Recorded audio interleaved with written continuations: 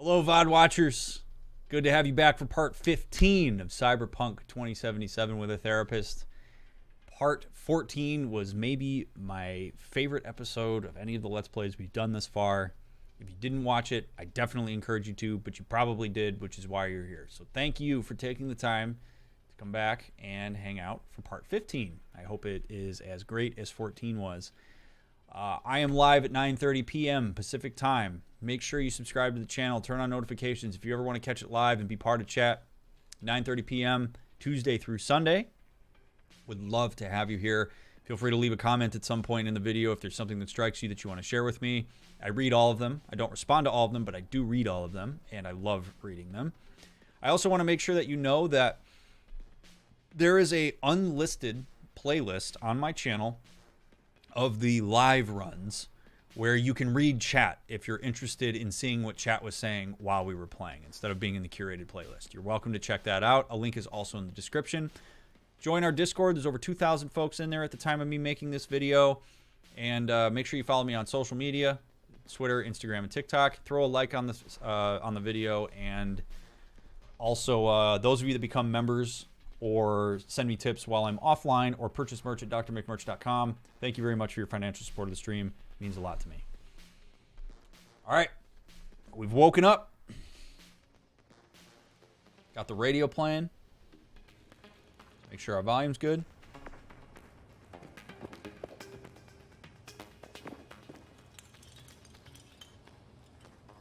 I want to know where Saul... Where did Saul even sleep? Because he, like, walked over here. I mean, did he sleep on this nasty-ass mattress? Or did he... What did he sleep on? Doesn't matter. Alright, let's go outside. See what's up now that me and Panam flirted a little bit.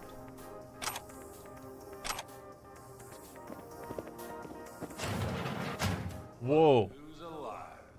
Cassie. Hey, did you sleep all right? Good work, V. Old style raid. Saul doing all right? Cracked skull, 6 busted ribs, bruised kidneys, but he's back at it, bossing folk every which way. You?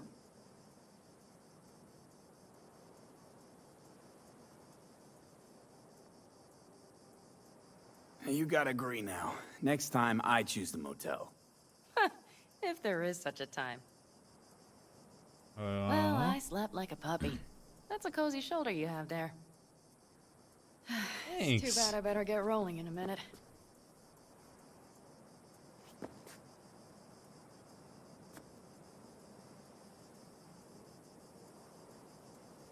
You need to stay. I think you can see that. Not one of them will admit it, but damn, do they need you. Of course they do. Come on.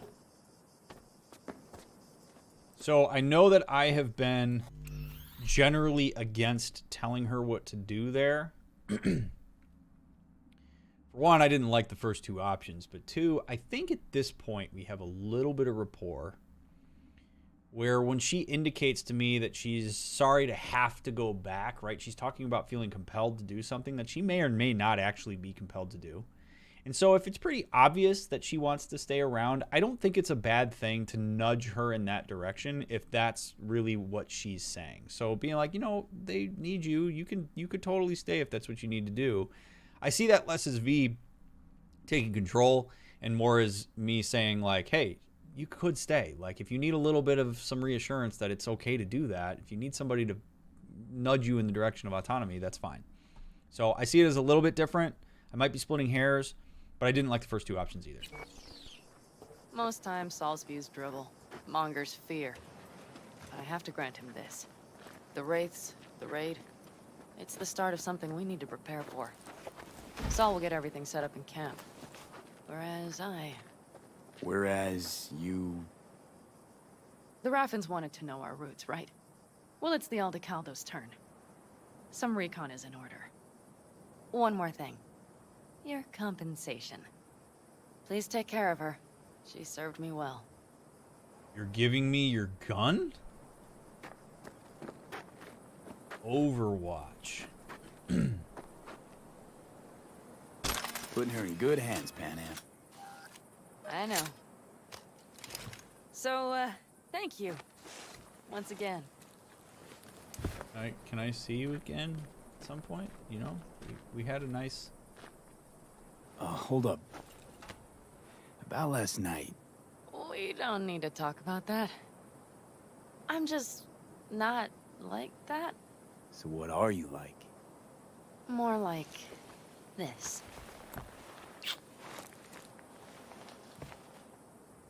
Take care of yourself. You too, Panam. And remember, I'm indebted.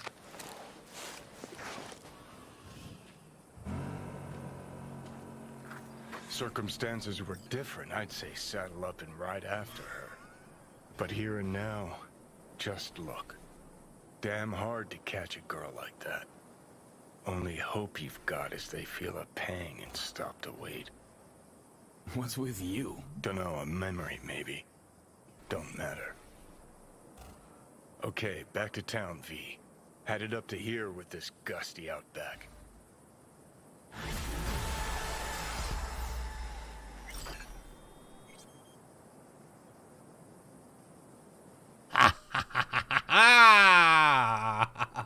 Glad I went to check on her, because that bar was about done.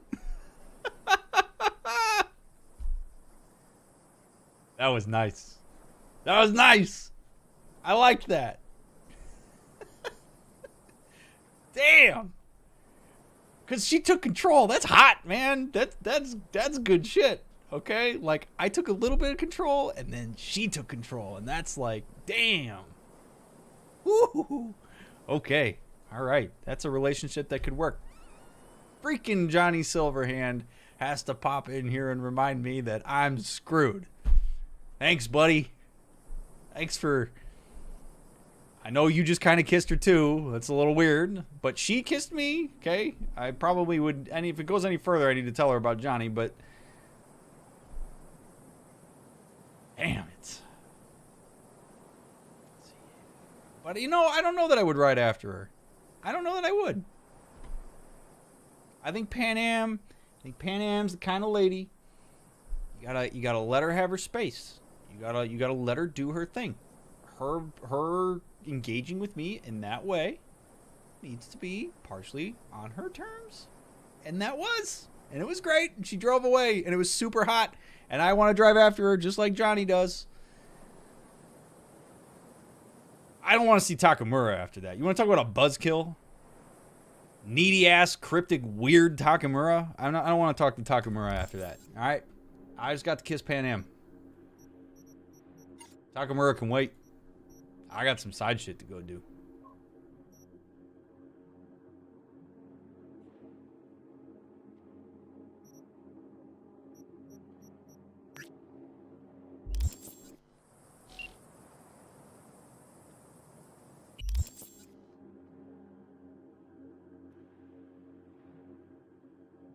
Sort of like your terminal disease showing up in person, be like, hi, don't forget about you, right?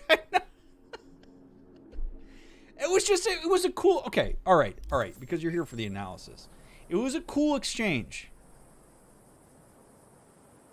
It is obvious that something happened between the two of us last night. Okay, so me making note of that, you saw her initial kind of pullback, right? We don't need to talk about that. And I think it's because it's an acknowledgement of the vulnerability there. Remember, Panam also seems to want to keep people at a distance, and vulnerability is going to be hard for her, and I'm probably still an unknown variable to her in a small way. So she sort of like hesitates a little bit, but then V says, you know, like he kind of like pushes it in a very nice way. And then she says, like, basically, like, he takes control of that conversation about the vulnerable thing. Because if I was skittish from that, if V shies away from that, doesn't want to bring it up, doesn't want it to be uncomfortable, doesn't want to, you know, whatever, doesn't want to acknowledge a thing that absolutely was a thing, then she potentially reads that as, I don't care. Or I didn't notice it, or it was inconsequential to me. And I told you all in the last episode when that happened, that everything that happened in that mission was a big deal. So V taking a little bit of control there for pushing the vulnerability was enough to just peel back a layer, where she was able to engage with that vulnerability, but also engage with a sense of control there. And her kissing me, I think, was a really big deal. I think is also partially a product of the fact that I did not make a move in the previous evening because that was not the time or place. It allowed Panam to have some of the autonomy, and I think that's something that's valuable for her, and I think a meaningful relationship with V would include V's understanding of that. So, I mean, I really think that exchange is pretty indicative of her character overall in terms of, like, what she has shown us up until that point, and I think it's super badass. Like, what's sexy about that beyond just the control part, and I realize that sexiness is subjective, okay, but what's sexy about that is a little bit of the control she took, but also the authenticity of that exchange. It is really what I think is like, damn. And I think Johnny, obviously, right, he's merging with me. So that's part number one. Johnny, in merging with me, that conversation becomes extremely interesting because my emotional experiences and memories are also becoming his. So if my heart rate goes up there because I'm excited and I'm infatuated with Panam, which I am, there's a good chance that Johnny is also experiencing that emotional experience through us because we're merging with him, which then has the potential to elicit certain associated memories from him that would be used to empathize if he was purely autonomous, but would be associated with the emotional experience given that we are merged, and we see him a bit rocked by that. So how much of that is Johnny Silverhand being a vicarious observer, and how much of that is the fact that he literally is physiologically experiencing what it is that V just experienced in that exchange? It's really fascinating stuff. Like, I think that part of the reason that we're going to be more drawn towards Johnny as this game goes on is because of Johnny being merged with V, who we have come to appreciate as the folks that are having his subjective experience. How would you explain Johnny's existence to her? It would be difficult, but you would need to do it. So I would say, hey, I have a relic inside of me that has been part of the whole reason that we know each other. On that relic, this is going to sound crazy, on that relic is another personality that is actively taking over mine. And we are merging. So any type of intimacy that you and I experience is also being experienced by a third party. And there is no way for me to separate myself from that. So I don't even know how much of what you're attracted to is me versus him at this point. What I do know is that any kind of consent that would happen in this relationship is consent that would have to happen from you, and in some ways from Johnny. And that complicates things. But you would not withhold this information. If you withhold that information from her, you're a dick. And I will die on that hill. You have damn well, if you're in V's position, you have to tell her about Johnny Silverhand if you are going to engage with her beyond anything that just happened. Because she deserves to know that. You are a pig if you do not disclose that to her, because she deserves to know that she is party to a third party. So yeah, you might look at it and go, well, is that going to destroy my relationship with Panam? Is she going to go for that? You have to let her make that decision. That's not my decision to make. You have to give her the information and allow her to decide if she wants to consent to that. I don't get to police her boundaries. I don't get to police her consent. She has to be the one that does that, and she has to do that with as much information as I can possibly give her.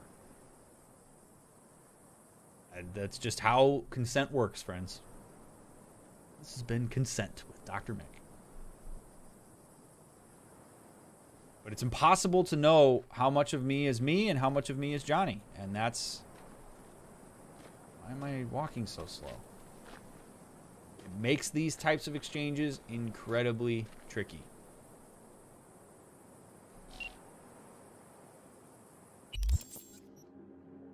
Thornton OS version initializing activating geolocation services, GPS and Galena coordinates transferred to user.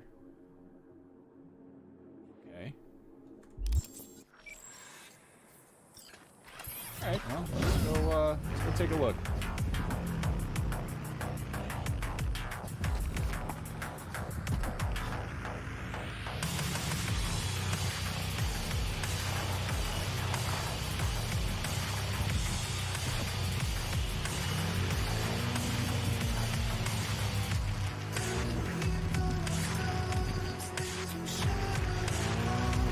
All right, there we go.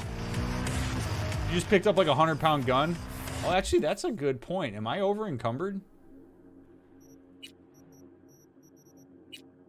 Oh, I bet I am. I bet I am. Why don't we dump some of this shit, because I certainly don't need all of it.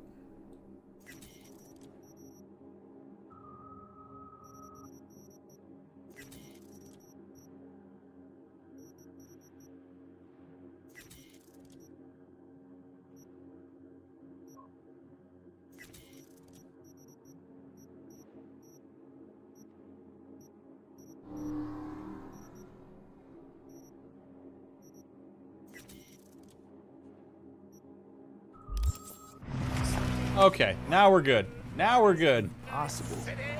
Huh. Is it Old wheels are up. a hologram? No, my friends. It's clear, open skies. But don't take it from me. Get out there and enjoy the sun. There we go.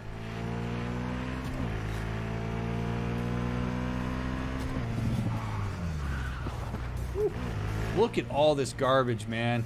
Holy crap.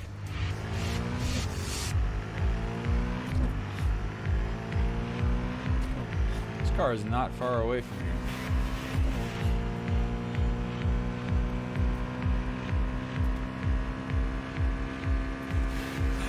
Let's say chooch, choom, choo, two.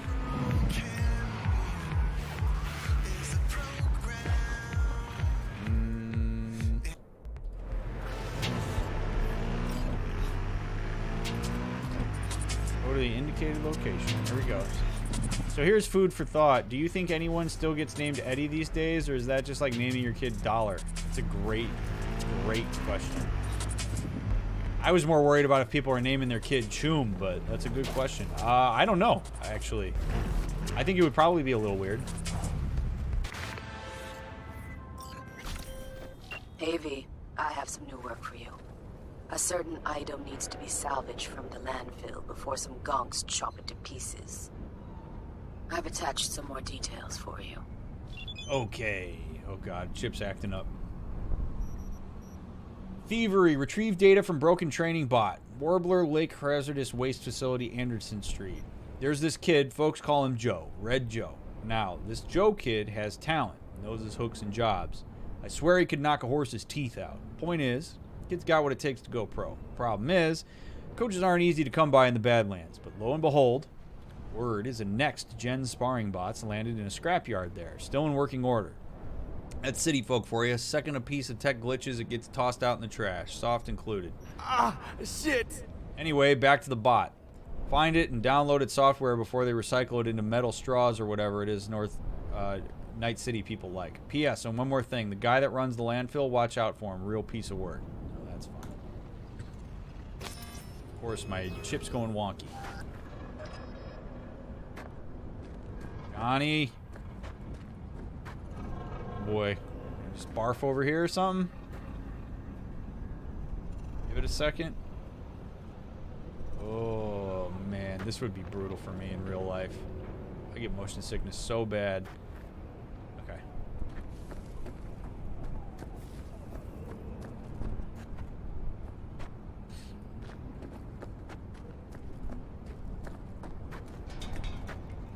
Something tells me we're gonna run into the guy that runs this junkyard. Damn long while, old friend.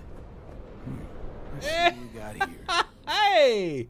That's my original car! Fenders and trunk eaten away by rust. Rest of the body's still holding up. Wonder what's under the hood. Yeesh. Warm. Engine was running just a short while ago.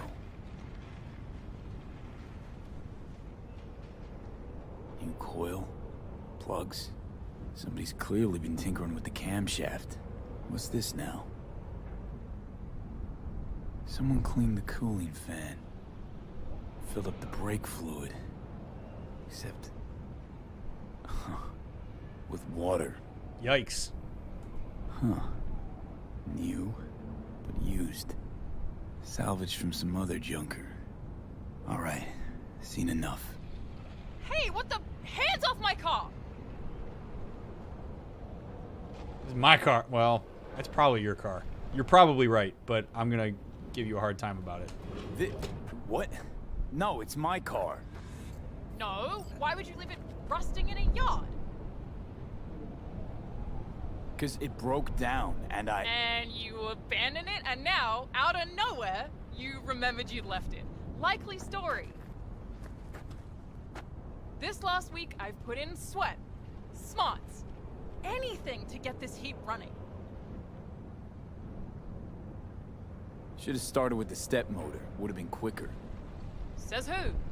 And why? Because it's iffy. It starts sticking. Clear the carbon deposits, and it starts running like new again. Fuck! I replaced the entire throttle. Ah, see? Takes the owner to really know a set of wheels. Former owner? Car's mine now. As soon as I'm done doing the basic fixes, I am leaving this fucking city in a cloud of exhaust. How about you have, how about you take my motorcycle that I drove over here? Seem desperate. Why you want to leave? No way you'd understand if you have to ask. Come on. Try me. Tell me. Tell you what, damn it! Look around you! Dirt, rot, shit, and scum. I don't want to live here. Not now. Can't say I blame you. How about 100 eddies? I'm such a piece of shit that I'm offering this little amount of money for this. I'll buy this car off you. Pay enough so you can get another. But it's a wreck. Uh-huh. My damn wreck. Come on. Take the cash before I change my mind. Jeez. Thanks. Not sure what to say. So give it a think. While I take this baby for a ride. I just gave her $100. I am the biggest piece of shit. Are you kidding me? I'm getting text messages about $69,000 cars, and I say, here, buy yourself a buy yourself a coffee and call it a car. I guess 100 eddies.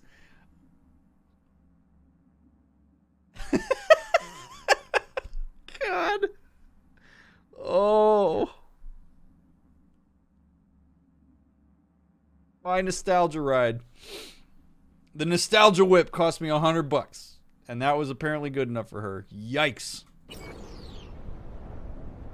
I think V's counting on deflation, Natch, not inflation. Holy shit. Good luck to you, Lana. Oh, man. The Doge is back, baby. Oh, yeah. It's like clockwork. Well, definitely no guy or girl magnet, but seems healthy under the hood. Don't know the half of it. Wait till I open her up. Not afraid you might. Ah, what can it hurt? I'm dead anyway. Floor it, V.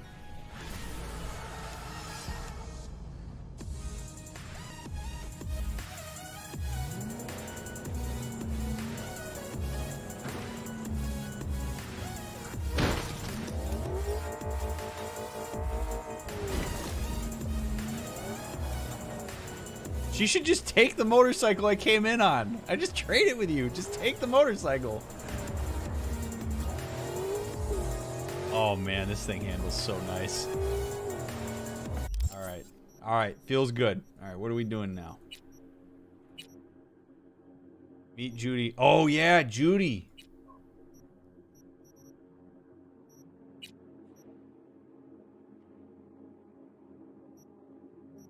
Or do I go beat this guy's ass?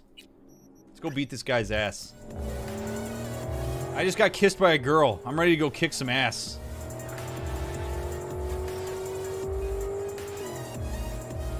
Plus we got a ride to roll with here.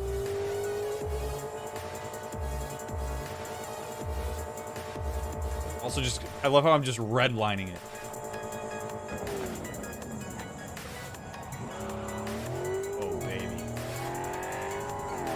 This thing's awesome.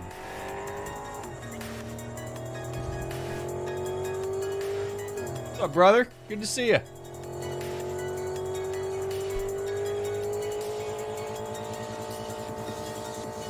Maybe for mechanics-wise, money is worth less to you. I guess. I mean, I just $100 from what we've seen about how much cars cost. I really think I screwed her over on that. You know, like, if $100 barely buys anything in this city. You can't even buy a gun for that much, and guns are aplenty. Yeah, I have water for brake fluid. I guess that's a good point. Regardless, I left her a motorcycle. If she reads between the lines, we're gonna headcanon this that she realizes I left that motorcycle behind and she's gonna take it. Although she might think I'm gonna come back in like a year and be like, hey, this is mine. Because that's exactly what I did with this. Oh man, this car is fun to drive. Oh boy, he says as he crashes into the van.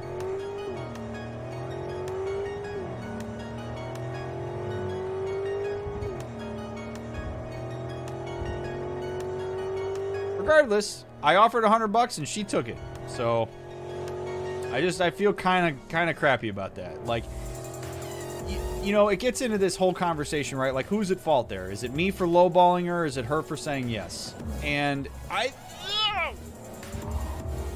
think it's both, but I think it's weighted more in the direction of it being my fault. Reason being is because I know that $100 isn't enough, and she's in a really vulnerable position, and I don't really believe in taking advantage of people in vulnerable positions, says the person who took advantage of a person in a vulnerable position. Generally not great. So, like, the onus is really more on me to offer something that's a little bit more fair and something that's within my price range.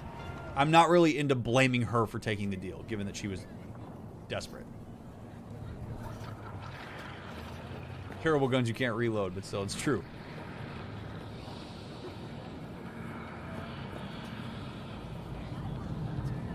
Like, if it was 10,000, I might have understood that. Even 1,000 maybe would have made sense, but 100?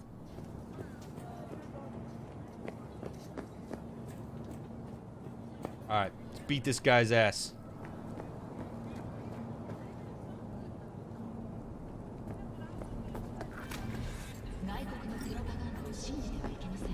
What up, dog? You blind motherfucker. Tetronica Loga's right there. The SPT-32 grad. Best sniper ever made, hands down. Disagree. I got a fight here, you buck. In the flesh. Looking at you's making my wallet wet. Yo, I'm putting all I got against you. No lack in confidence, I see. And I'll show you why. This arm's military issue. Titanium bones, carbon fiber. Could punch a hole through a tank if I wanted. So, we got a deal? Was that piss I smell dripping down your leg?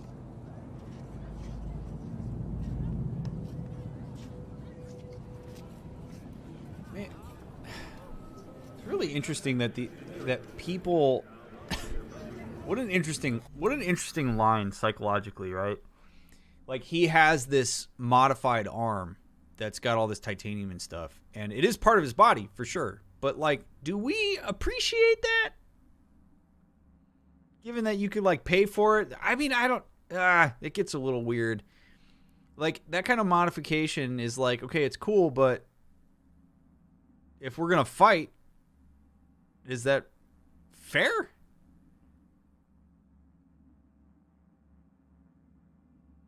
I don't know. It's a dicey territory, right? Because, like, I feel like physical disability in this world is a little bit wonky compared to, like, now, because we're looking at tech that is, like, basically replacing in a way that's, like, arguably better potentially, right? Like, because of the tech behind it. So, you know, you could be like, well, if this person's disabled and on prosthetics, like, what? There's not anything that he can do about that. Then, you know, then I can make the decision about whether I want to fight him or whatnot. But, like, we're talking about, like, high grade shit here that people are wanting, right? Like, this isn't like a prosthetic you put on because you lost your arm, you know, doing something. This is like, I wanted to modify this shit. I want this. Very interesting. Anyway, I want your rifle, bitch. This rifle. Grad, as you said. Where'd you get it? A little souvenir from when I served. Why? Just curious. Heard that was a limited series. Only 300 manufactured. KGB issue. Well, well. I see I got a gun enthusiast on my hands. But we ain't here to talk iron. We're here to break bones and crack chrome. So, you accept my offer or not? If you suspect any rogue AI activity... Oh, man. Do I really want to take this guy's memento from the war? No. I just, whatever. Okay, whatever it takes to shut your mouth. Down to biz, huh? Ain't the only way you're going down. Follow me. Guy's got, I mean, that rifle's meaningful to that guy. I mean, I guess I could have asked him how much for it, but... Alright. You ready? Not too scared, are you, Buttercup? Nope. I look forward to it. Like that. You like getting your ass beat, huh? Yeah, I like getting my ass beat. By lamos like you, buddy.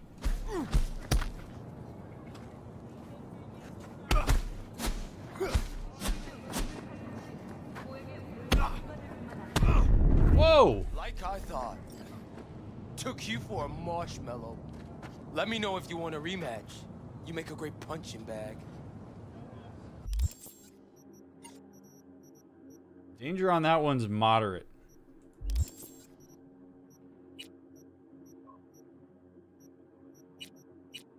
I probably need to update this shit.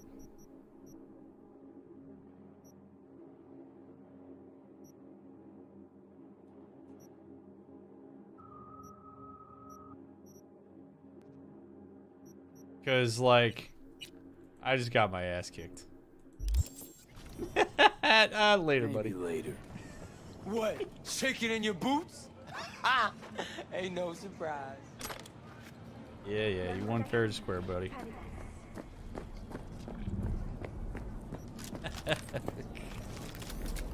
Ooh. Oh, man.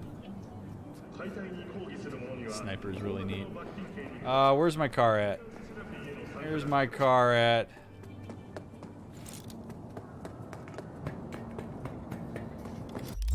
I'm a little brawler bitch. That guy got to talk lots of shit and back it up. Nothing I can do about it. Alright. Well, we tried.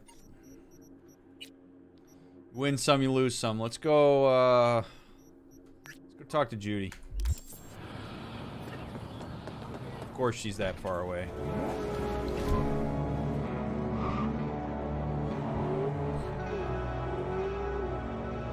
Apparently, straight bravado and confidence doesn't win fistfights. Let that be a lesson to us all. Fair for a rich guy to afford good food, top trainers, time to work out all the time, an expert to design personalized workout routines, some general idea, just the forward changes.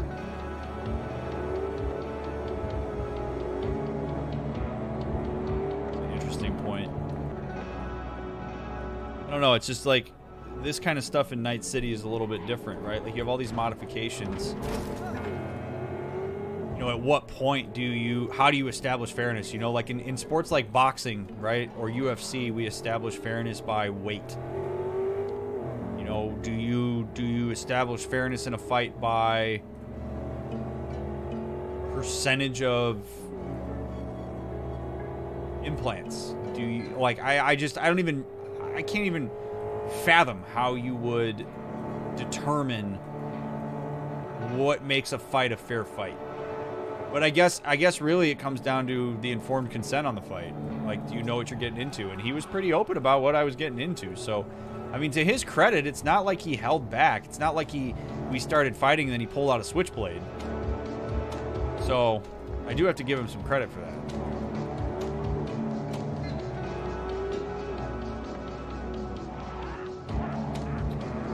Eldrin, you should know by now I don't reload saves. Oh, River, what's up? River. V, hey. I need your help. Sounds like it. What happened? I shouldn't talk about this on the holo. We gotta meet. When and where? Tell me. Glenn, tonight. I'll flick you the details. Will you make it? Do my best. Thanks, V. Till then.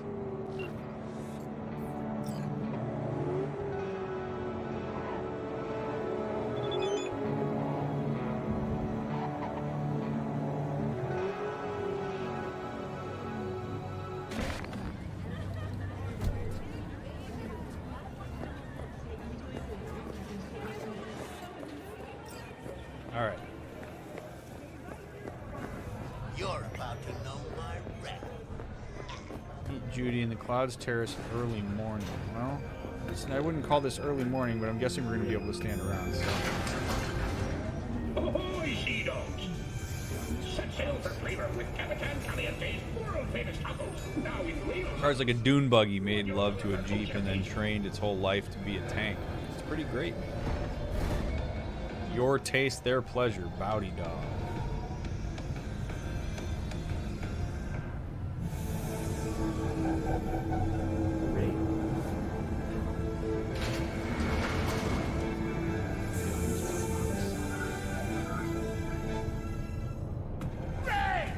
Yeah, I mean, it's just that makes sense, Avery. Also, Aldrin, I didn't realize you meant about the HP bug, but don't worry too much about artifacts like that. And it went away, so we're good. Went away. Okay. So Judy, I'll be interested to see what kind of mood Judy's in here. We haven't really had a chance to catch up with her and see how she's been doing since this stuff with Evelyn went down. Hostile area. Oh shit.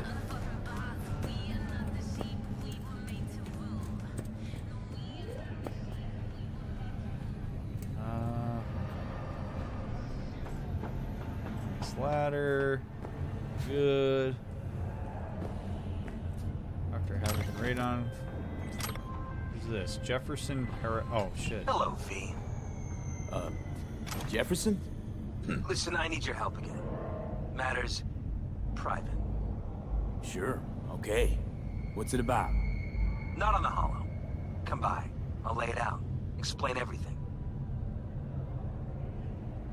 Got your back, Jefferson. Not to worry. Great. We'll see you here then. Remember where? Of course. Be there in no time. So that's not over. Okie dokie. That'll be interesting.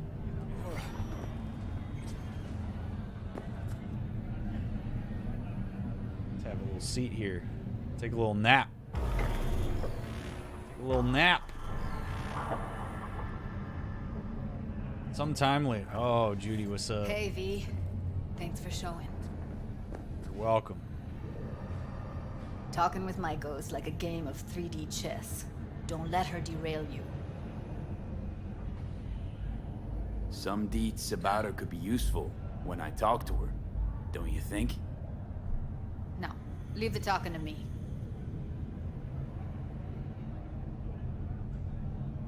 How do you aim to get her over to our side? By telling the truth. About Evelyn, what happened and why. Think that'll cut it? No. Have to improvise from there.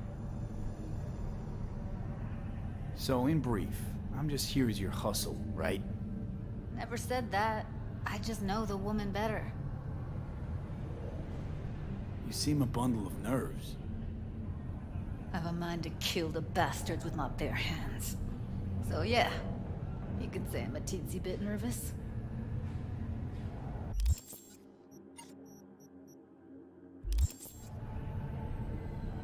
Okay, well, as a little reminder about Judy, who likes to insert herself into everything,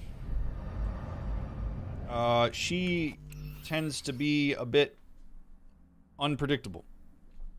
She's predictably unpredictable, which is not super ideal for me. I think we would need to have a conversation before we went in here if I had the choice that would say, look, Judy, we've done a couple of these things, and I want to make sure that you and I are on the same page and that both of us feel a joint sense of control here. Because I know you're emotionally invested in this, and I appreciate that immensely. If I'm going to join you, I gotta know that we're on the same page and that you're going to keep it together for me. Because, and that comes out with a plan, right? Like, I need to know the plan specifically, what you have in mind, what your expectations are of me. We can't have things be super cryptic here. Because last time when we were talking to, I forget his name already, Footsies or whatever his name was, Hands or Finger. We were talking to him, he almost ruined it. And I don't mean that as a personal attack. I'm just saying facts here. So let's make sure we're good before we go in here. We ain't pulling punches here. So I just think it's a very important conversation for us to have to make sure we're on the same page before we go in here. I'm ready. Let's go. I appreciate her emotional investment. Hold on. I'll open it. We've got to be in control of the situation. We have to control the engagement.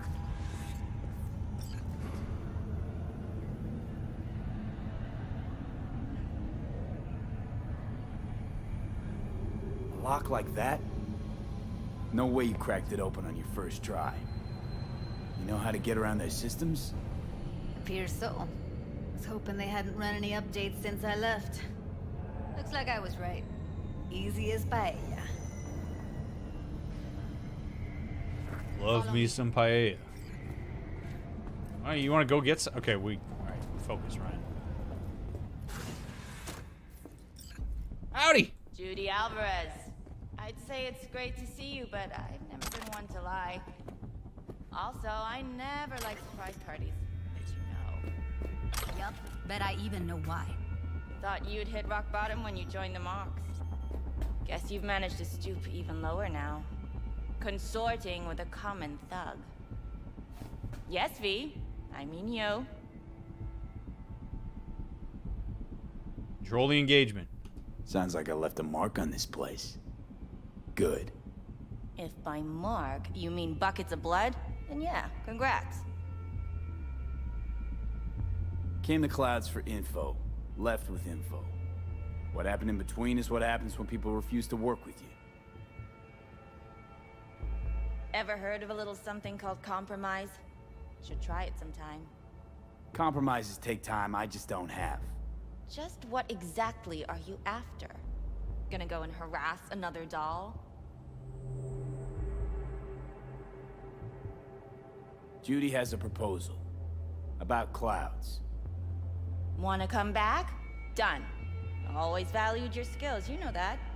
Just don't get why you had to drag this loose end in here. Stop treating dolls like meat and I'll consider it. But first things first. Clouds needs to be taken from the Tiger Claws.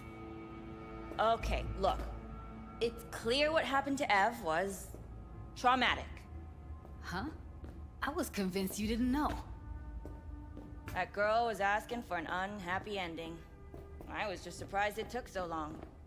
We gotta do something! Or everyone will end up like Evie. Woodman raped her while she was unconscious, then sold her like she was so much scrap. Yeesh, you've always been unstable.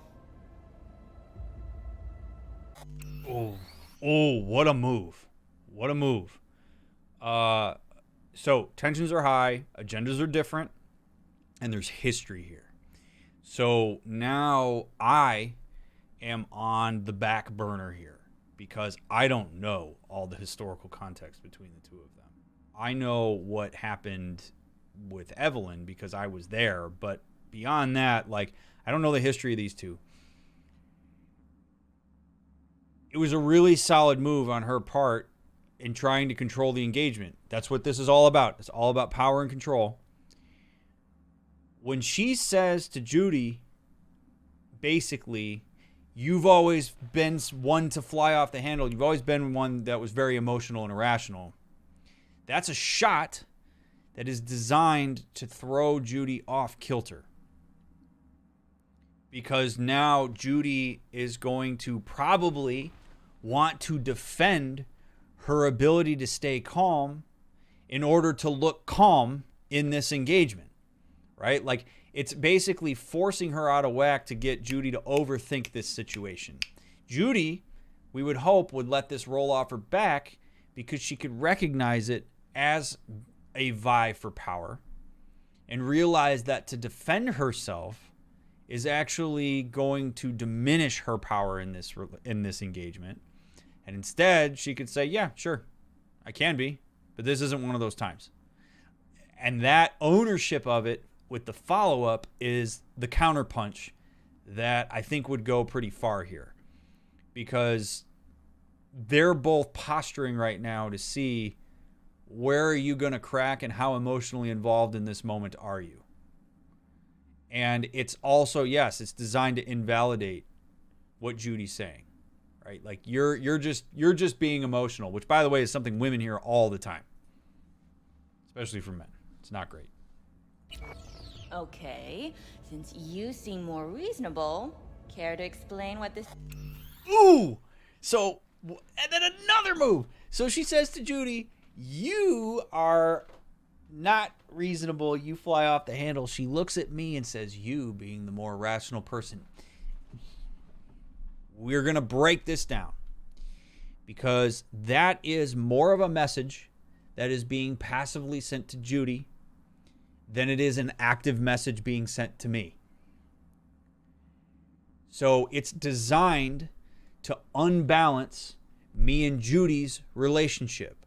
You diminish Judy's power by elevating mine and telling you what your value is, which is rationality and calmness, which Judy knows she has a history of not necessarily engaging in heated moments.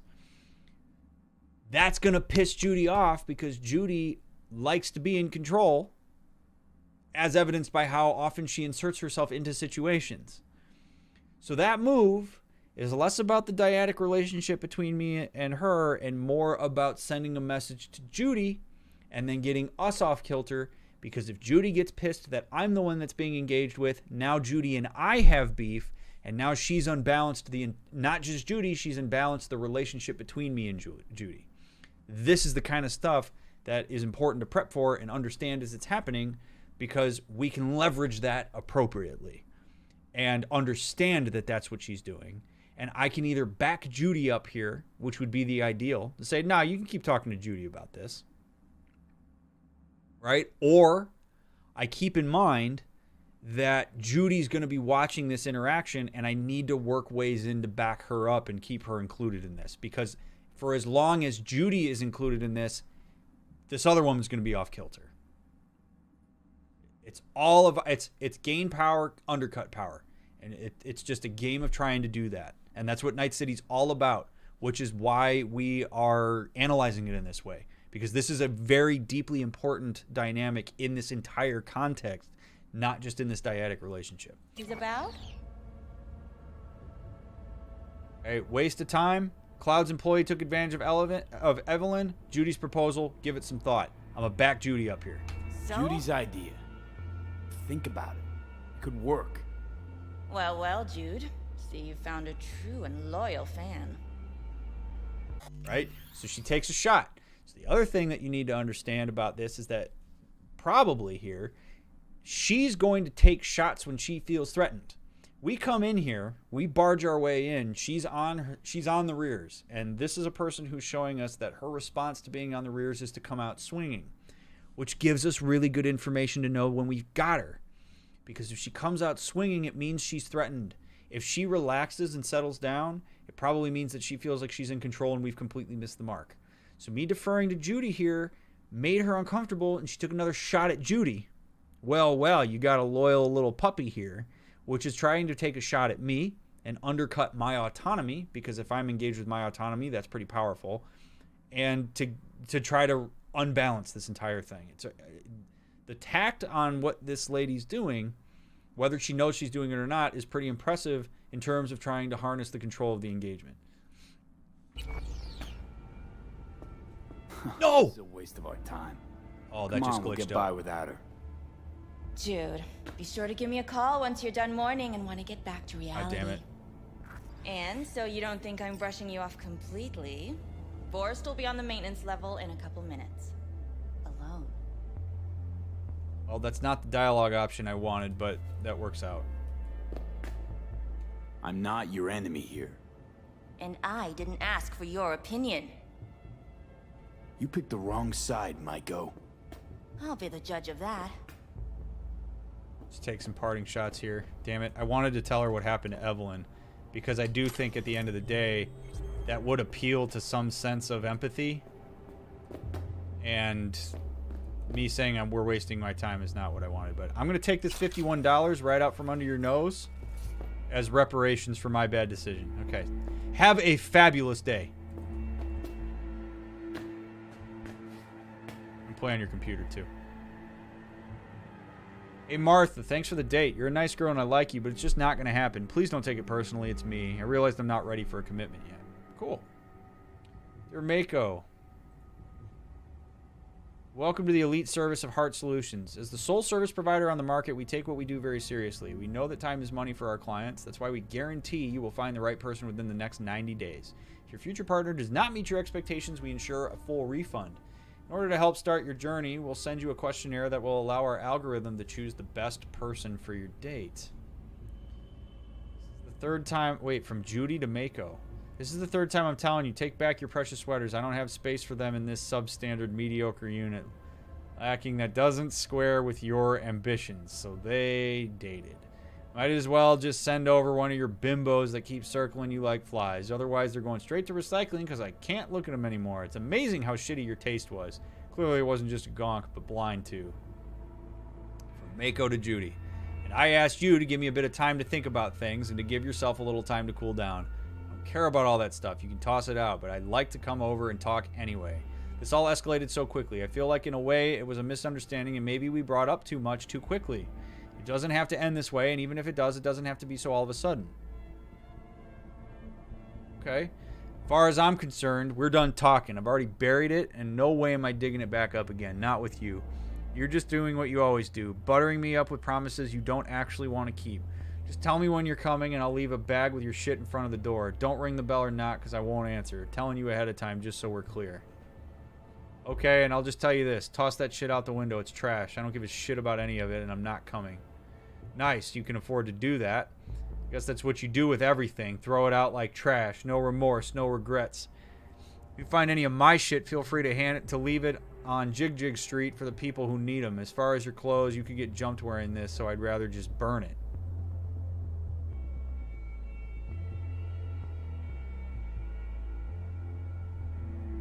Judy, you crossed the line today. Since when do I need permission to go into your office? Security contacted you, so don't bullshit me with procedures. It was your call.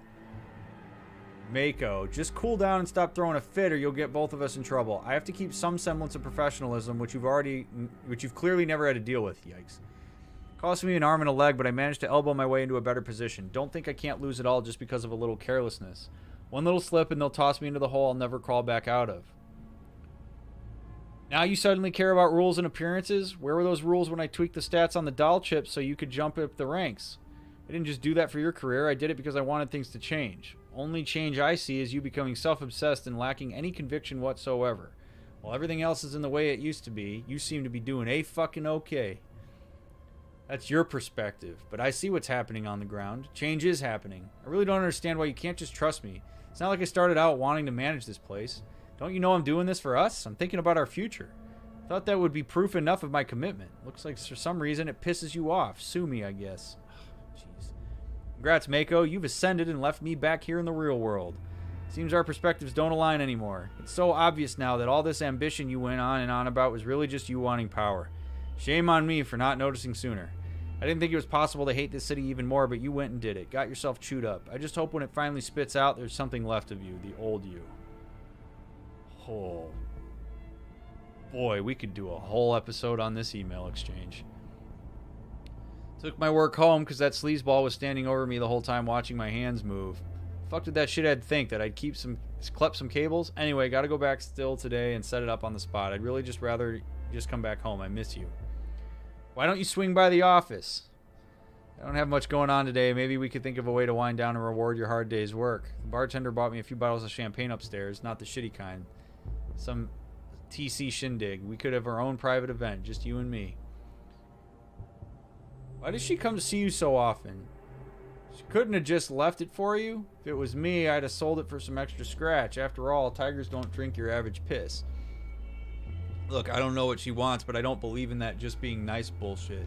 Sit that bitch down. She's really starting to piss me off. I'll drop by later. Max is doing a party. It's May 13th, anniversary of Lizzie's death and the gang's creation. It's like our national holiday. Anyway, if tomorrow will be like last time, I just might get over the bitch. Woodman, too. I just hope your desk can handle it this time. Okay, I'll be waiting then. I can't focus on work anymore. The desk falls apart, boo-hoo. I was thinking about getting a bigger one anyway. Just don't forget to come in through the back. Now that they have me to face up to, they'll be looking for any weak points, which of course I don't have except you. Smiley face. Oof. Who knows? Maybe they'll find something else, like a pad tie maybe you made last week that was too sweet. Besides, if I'm your weak point, then you have nothing to worry about, because this solid-ass weak point can take care of herself. I'd sooner worry about your kinky fetishes and fondness for taking risks. Oy, oy, oy. Yo, your fellow knight. Thank you for 20 bucks. I'm having an absolutely marvelous night, and I hope you are as well. Hello, chat. Well, fellow knight, thank you for the 20 spot. You fabulous human. I appreciate that. Oh, my God. Okay. Oh, man. I don't even know where to start with this. This is poor communication in a nutshell.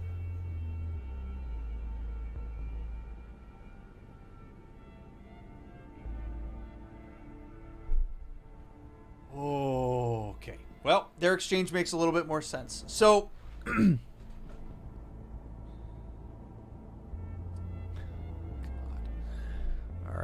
All right.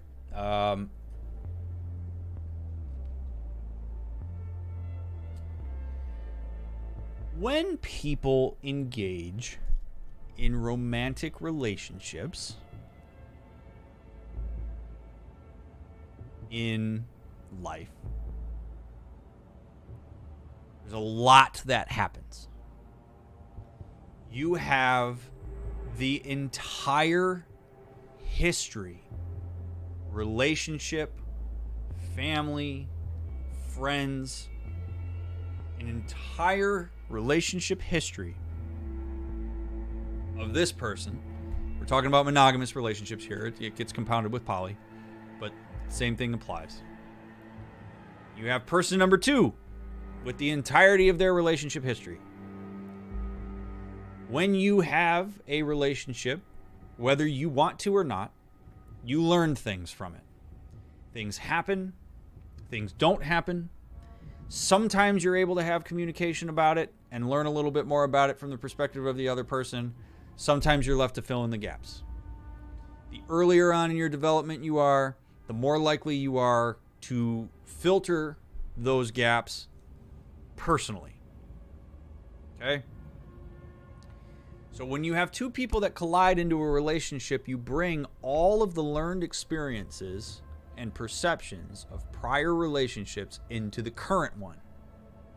And if you take a second and think about your own complexity of relationship history, and I'm not just talking about intimate relationships, I'm talking about just relationships in general. You take the complexity of that, you try to line that up with somebody else's relationship complexity, you start to realize just how hard it is to really facilitate a long-term, meaningful, monogamous relationship.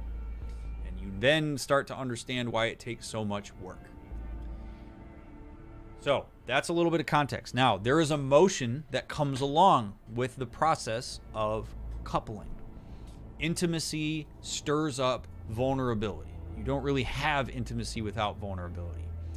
Vulnerability is another thing that people learn how to manage based on the experiences that they have. If you are alive right now to be in the relationship, you have learned how to survive, by definition. When people perceive threat, whatever that threat may be, and they experience emotion and aversive arousal in that relationship, they will often turn to what we call survival strategies. Those survival strategies are various methods that people have employed over time and learned that work in order to maintain the integrity of the relationship or maintain the integrity of the individual despite the relationship. And then what we do in a new relationship like this is we fill in vulnerable gaps where we perceive threat with projection and with our own inductive perceptions of what's going on instead of using deductive information. The hallmark of quality communication in a moment like this, where both of them are emotional and up in their stuff, is to sit down and talk through the things that are contributing to the dynamic that's happening in the current relationship.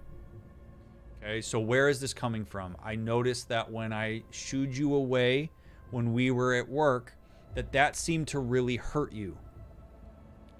And I have a sense that maybe there's something that's happened to you before where you learned that me doing that is threatening, right?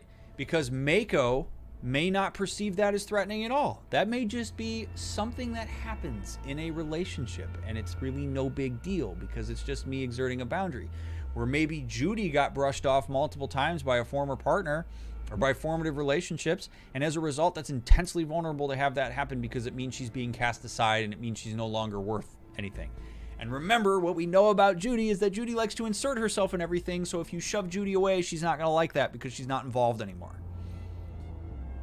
Well, if you go back to what I was talking about with the personalization of these moments, Judy and Mako are not going to make this about that history. They're going to make it about themselves, when in reality it very likely doesn't have anything to do with them.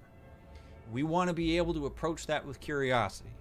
How do you do that, Dr. Mick? The way that you do that is you first have to validate, and very important distinction here, not agree with. You do not have to agree with another person's perception. You can validate a person's emotional experience without agreeing with the content that is produced from that emotional experience. Judy, in this case, is hurt. That hurt needs to be acknowledged by Mako. Has to be. Because Judy needs to know that Mako can reliably interpret and respond to her emotional experience. And Judy needs to do the same thing for Mako. After people feel validated for their emotional experience, which again does not mean agrees with the perception, it often opens them up to standing down and then problem solving together. Okay? So Mako does not have to agree with Judy that she was being cast aside. That's the meaning that Judy made out of it when she had an emotional experience. And Mako can systematically break that down through the way that she responds to Judy effectively. This is why in couples therapy, all roads lead back to communication. Because if you cannot communicate effectively, this is what's going to happen. You're going to have an email exchange like this. I'm sure there's a bunch of people watching this video right now that have probably had some sort of exchange like this with a person, whether it was in person or whether it was through text or email like this. And you probably hated it, because we all do. It's hard to read. This is the importance of depersonalization, of validation, and of perspective taking. Because if you can do those things, you can have more meaningful conversations. And then if it still turns out that this relationship isn't going to work, that's fine. But it ends more amicably than this fiery, burning hellscape that is based on a lot of stuff that is being brought into the relationship rather than being about the relationship. And that brought in versus about line is something that I've had to say frequently in my own work with folks, because it helps people understand the context through these arguments that they're having.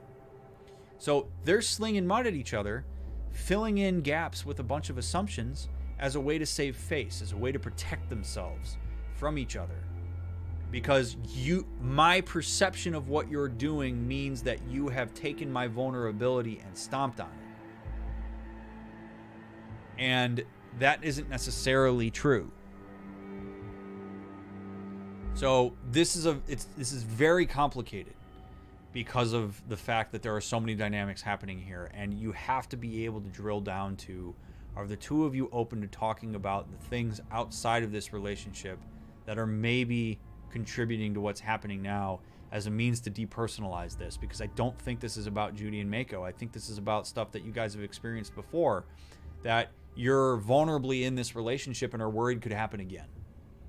And I promise you that if we're willing to talk about this, and if the two of you are actively engaged in facilitating a meaningful relationship with each other, if you're willing to have that conversation, that is what will prevent these other things from happening, not your immediate knee-jerk defense mechanisms.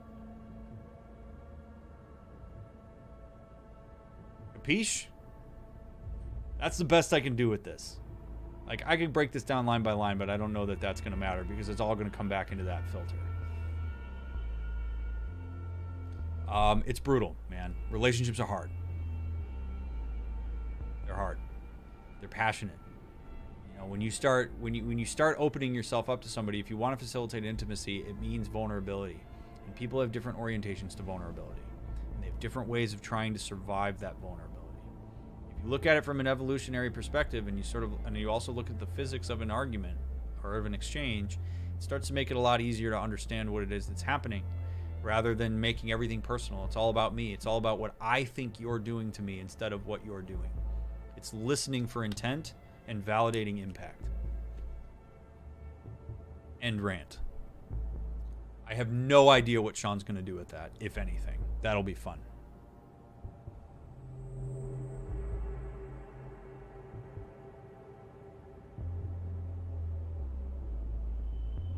She keeps a picture of Judy on her computer. Oh my goodness. All right.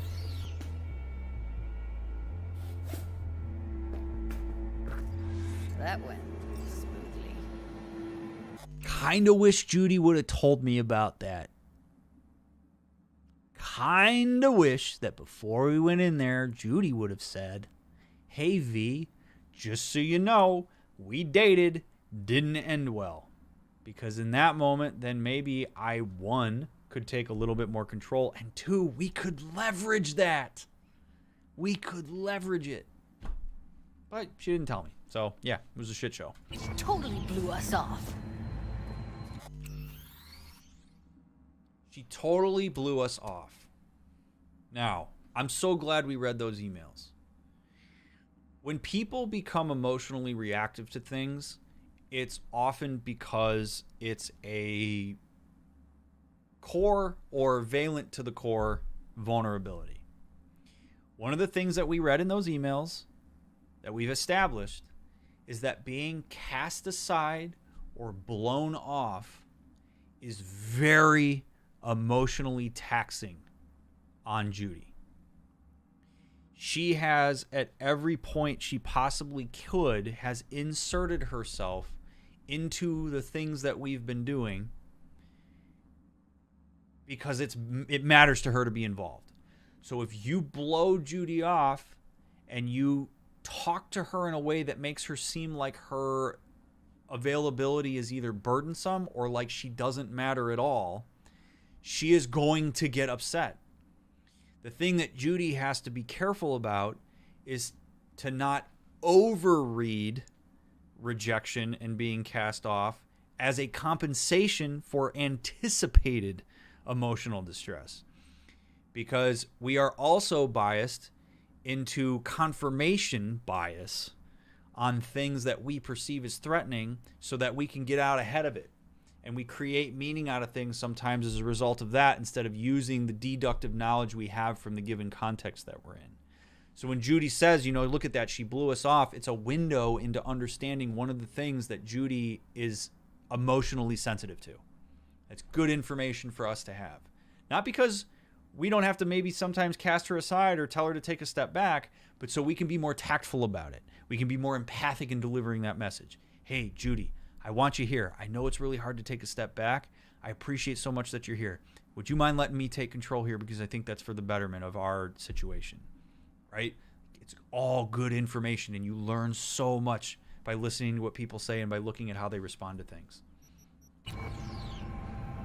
Now, might need time to think, and she's probably scared. I hate both of these interactions, and here's why. Because either one of these, what's up with you? Either one of those responses is going to empathize with Mako, and I don't think Judy's going to like that. You should not respond to somebody's vulnerability by trying to empathize with whoever it was that created that vulnerability. We'll get there in due time, but I first have to acknowledge, like I was just talking about, Judy's emotional experience. Hey, I get it. That hurt a lot. We'll deal with Mako's perspective later when Judy's able to hear it. But right now is not the time for V to say this. So I'm anticipating that whatever option I choose here, Judy is going to not be fond of what I say.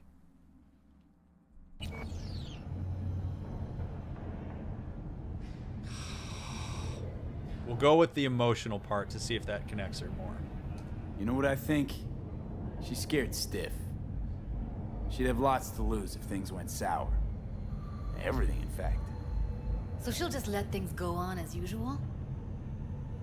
Oh my God. That would press against the vulnerability from that email so badly.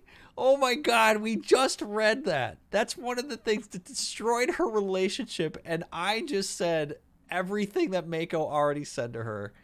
And you want to talk about transference? That just opened V up to massive transference from Judy. I literally just empathized and said the message that contributed to why Judy decided to leave that relationship. And so now I am seen as an extension interpsychically of Mako because I just empathized with her. And so I would anticipate that now Judy is likely to be a little bit more distant and aggressive with me because of that. That is pain, man. That's pain. That's why you don't do that. That's why you don't do that in that moment. Ugh.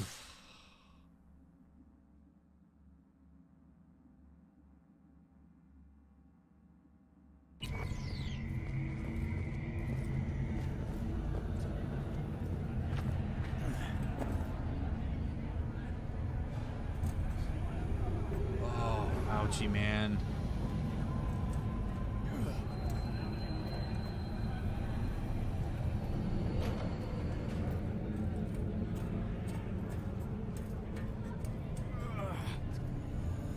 You have a history? Way back, yeah. I think I just felt lonely. Like everyone in Night City. She was different then. So was I. Can't trust people that see everything as a numbers game. Line between patting you on the back as their friend and planting a knife in you as their enemy is down to a decimal. I know. Right there with you. Well, used to have a big crush on her. Took me a long time to realize who she really was. But still, honest or crooked, we need her. Just think, could have gone diving this morning. A little unwinding do you good. Do me good too, actually. I wouldn't have been unwinding, not exactly. Got an idea buzzing in my head, working it, but I can't say if it'll amount to anything. Well, I guess we saved it. We're okay. You, a deck chair and a Mai Tai with a cocktail umbrella? Somehow I don't see it. No, me in a deck chair is me mulling over coulda, shoulda, wouldas. Something I avoid right now. Good idea. To be blunt, in my experience, the whole empathizing with the other person, most people never actually get to it unless you go ahead and push. They just get stuck in a perpetual loop of validating their emotional experience and never move on to recognizing the existence of others. It feels like a bit of an overgeneralization. You know, I mean, I don't want to take away that maybe that's been your subjective experience, but also, like, people are very capable of acknowledging and understanding where other people are coming from. It's a joint effort. Like, managing conflict and managing difference of perspective is a joint effort. You can't have one person doing all the legwork on the empathy and another person just sitting out on it. Both people have to commit to, I'm going to do the work required here. I'm going to reach in and validate you, self-soothe myself a little bit, appreciate any validation that you send my way, and I'm going to engage in the process that's necessary for us to have healthy communication. Like, both people in a dyadic relationship have to make that effort. And if you don't have that, it becomes unbalanced very quickly. Absolutely. But people are absolutely capable of it. This is why having an outside influence, like a couples therapist, is immensely helpful. Because, for example, you take everything I've just said in the last 15 minutes, these are the things that I bring in to a couples session where I notice people are into their sequences of behavior, and I disrupt it. Right? We help make sense of it. We help mold it into something that's going to be more effective for them. It takes that effort. And that's why it's hard to do some of these things without that influence or without the, education of relationships, so to speak. It's why all of us fall back on our emotions and our reactions and our perceptions and our projections instead of doing the harder thing, because it's harder to do that. Obviously, it's the harder thing. So it's just, it takes effort. We tend to get combative instead of understanding because, again, vulnerability, we have to look at it from a evolutionary standpoint. You can't look at these things without it, to be honest with you. Like, vulnerability is immediately up against survival. Emotional relationships, right? Like emotionally fulfilling and validating relationships are a luxury from an evolutionary standpoint. We have gotten to a point where our general environment is so safe that we have the ability to seek out relationships for psychological and emotional fulfillment. You go way back in time, no way. The person or people that you were going to couple with and hang out with were people that were going to ensure your survival. That was it. Your emotional shit didn't matter. Didn't matter. It was so secondary. Well, we've out-evolved our brains at this point. So when a person that I'm deeply connected with does something that I perceive as threatening while I'm vulnerable, from an evolutionary standpoint, I'm at risk. So I'm either going to bail or I'm going to fight, because that's what we're wired to do. We're just animals. At the end of the day, it's all we are. Our prefrontal cortex makes us a little bit more sophisticated than the rest of them, but we're still animals. So people are, that's why neuroscience and brain science of arguments and stuff is so deeply important, because when your prefrontal cortex goes offline, your literal audio processing goes offline. You literally cannot synthesize what a person says to you if you lose that.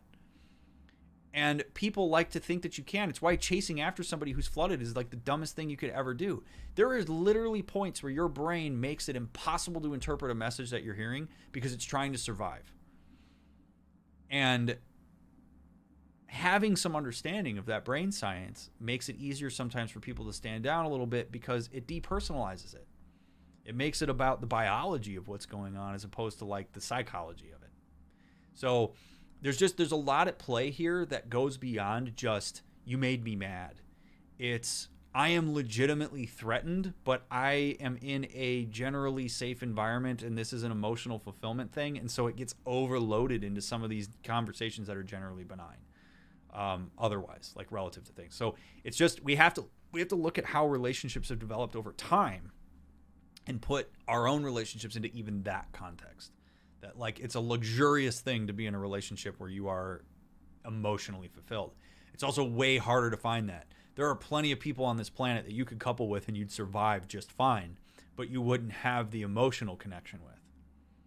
And because of where we're at now in time, that has become a deeply important thing. You ask people why they get married, the amount of people that will say now for emotional fulfillment and because they love their partner. I mean, hell, you go back 100 years. That ain't the answer you're getting, let alone going back thousands of years. It's all very fascinating stuff.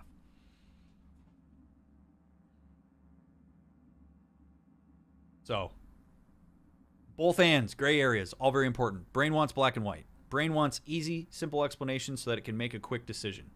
It doesn't want to sit in cognitive dissonance and aversive arousal or any of that any longer than it has to. We're working against our own biology in these moments.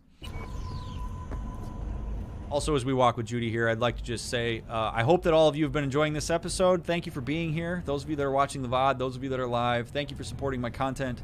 Those of you that send tips or super chats or anything while I'm here, or become members. Thank you for the financial support of the stream. I really appreciate having you all here. I hope that these conversations have been interesting or useful in some way to you. But thanks for supporting my content. It really means a lot to me. However it is that you do it. Also, don't forget to throw a thumbs up on the video if you haven't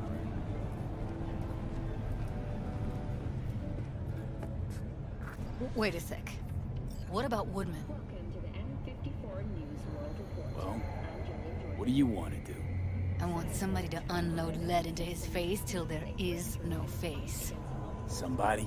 You're gonna have to do that yourself, Judy. Fine. Want you to do it. No point bothering about him. Bothering about him? Who knows how many people he's treated like Evelyn? How many more he has lined up? Just gonna let him get away with that? I don't want to kill him. Won't. Sorry, but you can't ask that of me. Self-defense, that's one thing. But execution? Judy, it's bad karma. You're right. Sorry. Punch the ground floor. I need to get out of this place. Well, that's pretty cool that we were able to talk her down that quickly from that. A wannabe corpo bitch. You mean Maiko? Piece of work, that one. But I'll give her credit. She's dead on about your chances of pulling this off. Grantchester, who is an AI Thank you, created Johnny. by Raven Microcybernetics, has been lauded for several of her works over the years. Her first novel, Requiem... I really don't understand what tits have to do with selling that garbage. Can't say no to tits. Rest can go fuck itself. In the Shade of an Apple Tree is a drama set in 20th century... The second you react with your dick instead of your head, you give them exactly what they want. Does it look like I give a shit? Doesn't matter. They already flushed one down your brain.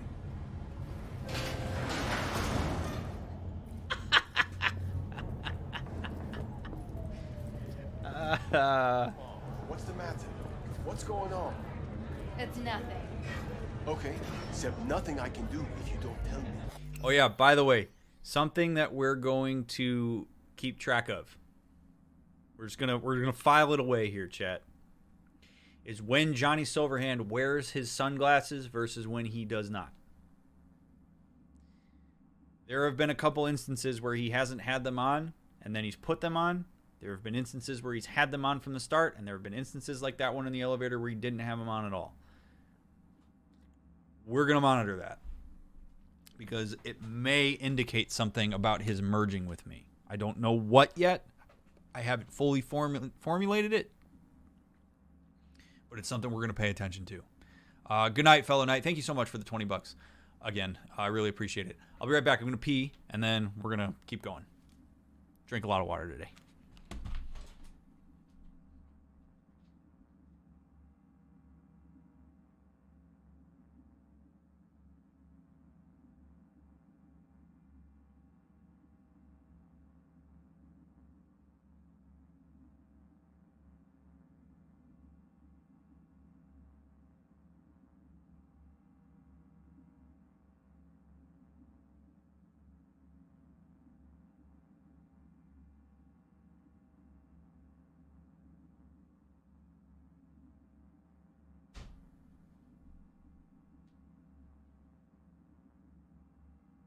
Okay. What the hell?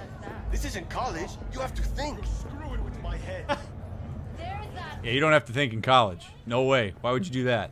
College is just about spending a lot of money to make no money.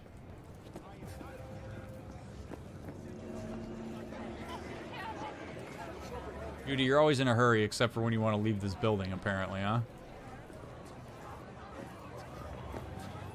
His sunglass wearing is related to the amount of ambient light. You know what, Justin? You may be onto something. Still smoking, huh? Gotta get back to Maiko with something big. Maiko. Appealing to her sense of justice wasn't big enough? Maiko only works with specifics. A minute there. Thought you were about to call it quits. V, I go for days tuning virtues in a basement. Know what the chances are of somebody blowing my head off down there? Minuscule? Same as Maiko's empathy. Unlike you, I don't put myself out there. Ha! But this ain't Great over. line. Not yet. You know, I'm also partial to specifics. Uh-huh. So that's what matters. How many you'll drop. How much ammo you'll use. How many eddies it'll get you. Art and dreams of freedom can't be everyone's food.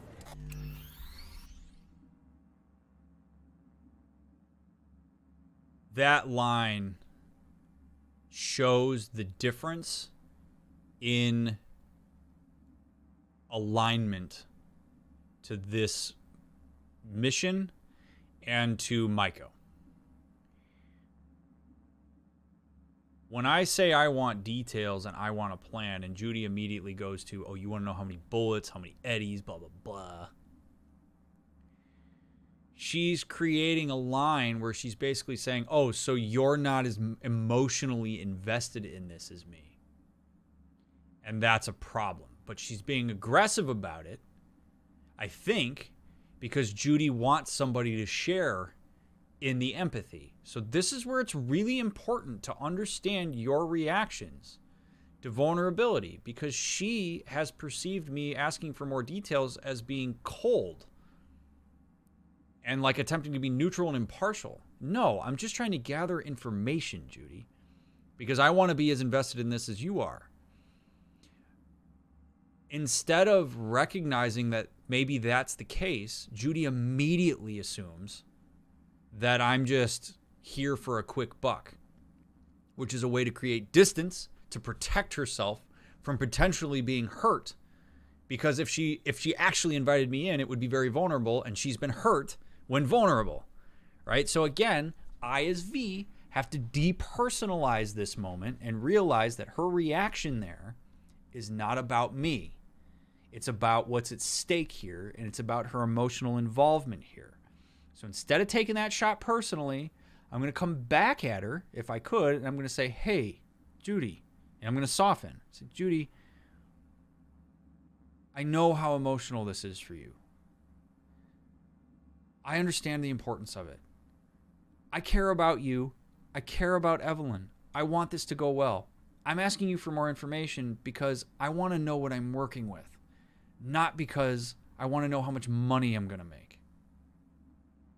So can you please give me some information here, knowing that this is not about that. This is about the fact that I do care, and that's why I'm asking you this.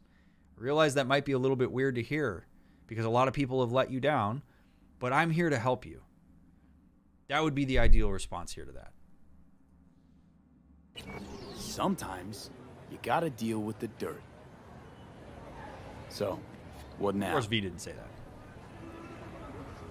Gotta think. We need more bodies, that's for sure. I'm gonna talk to the dolls. I'll call you when I've got something. See you later, V, and thanks.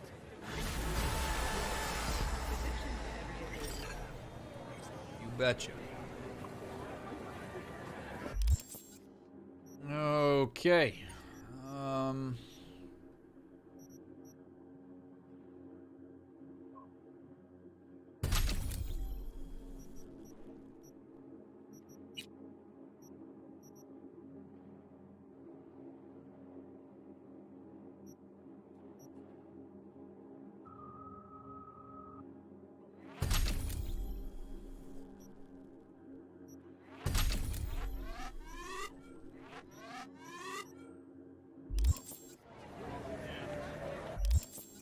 All right.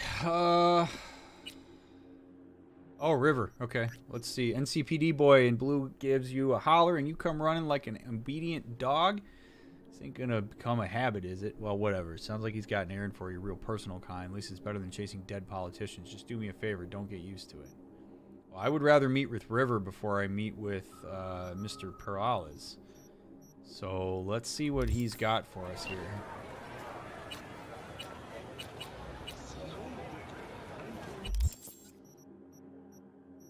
Meet me in the evening on the corner of Pacifica Boulevard and Market Street.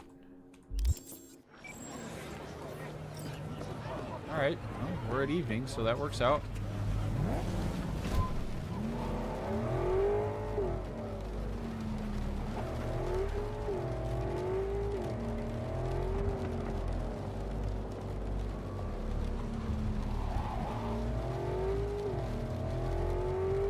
I mean, that seems like the logical order to do this in. Talk to River first. Dude, I'm so glad we have Doug back. Got the Doug. Bob his little head with Pacifica Radio.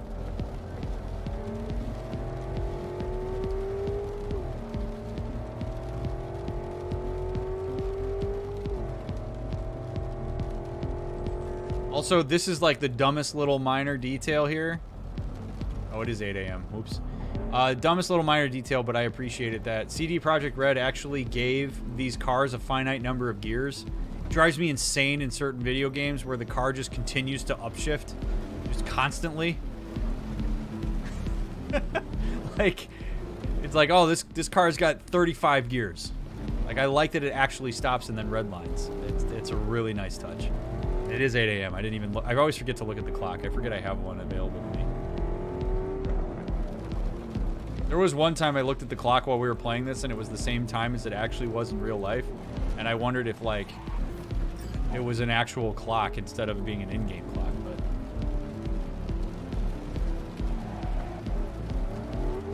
But huh? Freaked you out a little bit, huh?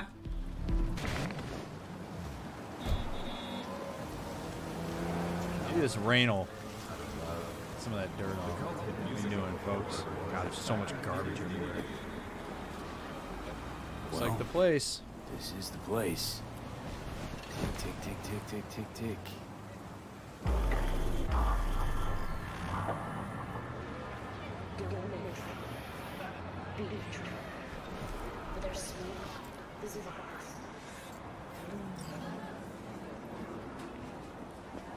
Oh, in his truck.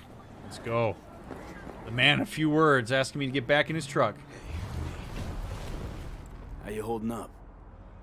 Being better. I know. Probably not hard to tell. Nice ride. Brand new? You've been in this before, V. Nope. Not in a chatty mood, I see. Not really. Sorry. You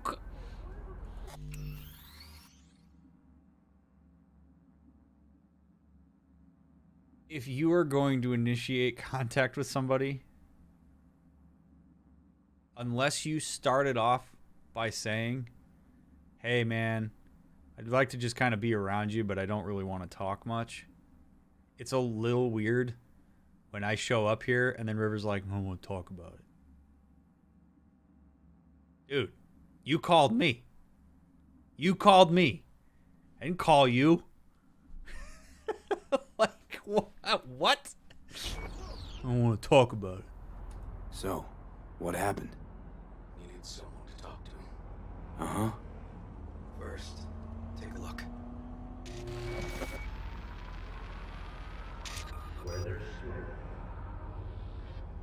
Hello, my name is Arif Iqbal, and this is WNS News. Today's story. A routine roadside inspection led the NCPD to the trail of a dangerous abductor and murderer.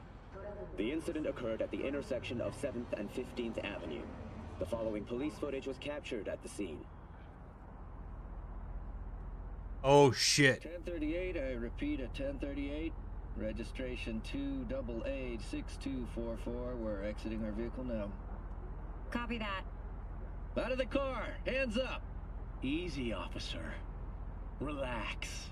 Shut your mouth! Oh, shit. We have a 1053 and a 1054. I repeat, a 1053 and a 1054. Yes, of course. Shoot. Don't incapacitate. Just shoot him. The boy from the footage is LeVar Martinez, age 17. His parents reported his disappearance over a month ago. Unfortunately, LeVar's life could not be saved. His body could not withstand the severe septic shock he suffered. Oof. Autopsy reports revealed the teenager was given dangerously high levels of hormones, anabolic steroids, and stimulants. The possessions and genetic material of 7 other missing teens were also found in the car, belonging to one Anthony Harris. Oh my God. Unfortunately, their fates remain unknown. Although the criminal widely known as Peter Pan survived the gunshot, he has not regained consciousness, making interrogation impossible. Please stay tuned to WNS News for developments in the story. This, Peter Pan. He in case? You were looking for him? Never heard of him. Didn't cross my desk. What's the problem if they caught the guy? My nephew, Randy. Disappeared not long past. Oh, Jesus. And what you just saw. The kid was wearing Randy's shoes. Oh, Jesus. All right. Now, very important moment. If we're going to engage with River further, we got to be cool. This is the moment where you make a decision. Do you have the emotional bandwidth to be able to support River on this, or do you not? If you don't, that's okay. You say to him, hey, dude, I really appreciate that you brought me along. This is not the kind of thing I can get involved in, man. I just don't have the bandwidth for it. I'm really sorry. And that's okay to assert your boundary. Now, we're not going to do that. We're going to engage with him. And here's what we need to keep in mind while we do this. He is expressing something that is immensely vulnerable and also very scary and challenging and anxiety-inducing. It is okay if we/V gets a little worked up over it, has certain judgments, is generally emotional. V needs to be very mindful in this moment not to make that anxiety River's problem.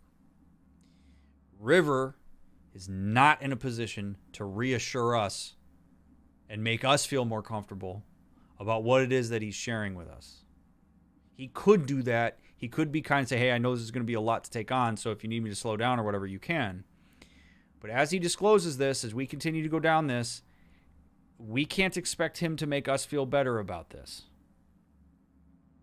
We might talk about, hey, man, this is really intense, so I'm going to need we can set boundaries. But if I get all goofy about this and freak out, it's not going to help anything because what he's disclosing right now is vulnerable. He takes precedence here. This is happening to him. We're just getting the information. This isn't happening to us. This is happening to him. And very, very, very key to understand that in moments like this. Randy's disappearance. You know anything else? My sister and I don't get along that well. I don't know much. Just wish I could have been there for her when she needed it most. And what, they figured you'd get emotional and kept you off the case? More like a restraining order. Won't let me anywhere near it. Gonagle took the lead on it. Lazy-ass gonk. And so far, he ain't accomplished shit. Oh. Dude, these binary answers sometimes. I mean, it doesn't seem like based on the news they were completely off the case. Seems like they figured out some of it. Well, they're not all wrong. You got a personal stake in this. And that's why I need an objective eye. Oh, that's more what it meant. Okay. So what do we need to do? Can't interrogate the guy because he's a veg, but we can view his dreams. I'm sorry, dreams? You heard me. Come on, I'll explain on the way.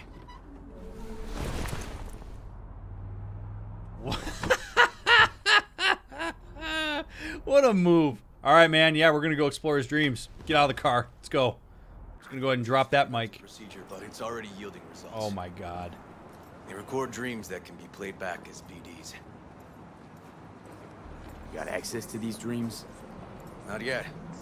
They keep them in the lab we're headed to now. Oh, my Lord.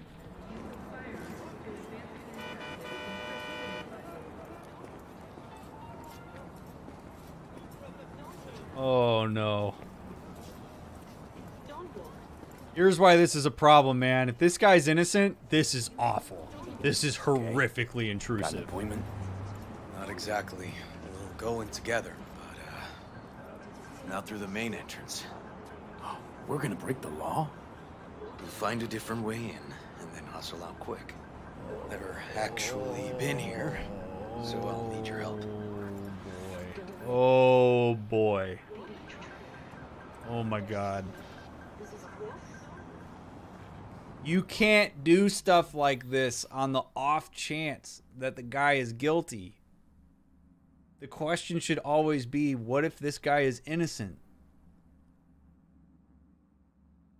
Like, you assume innocence until proven guilty. It's not guilty until proven innocent. Holy shit. This is gross.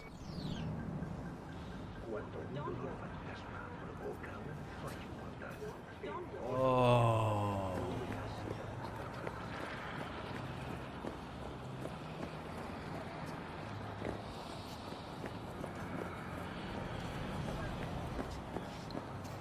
I don't know, man.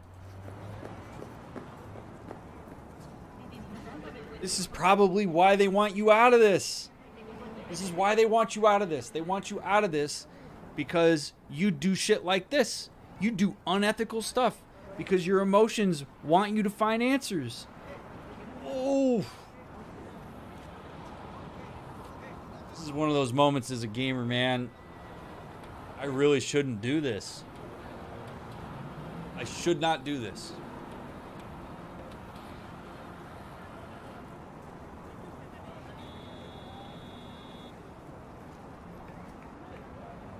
My curiosity here doesn't matter. Curiosity doesn't override ethics.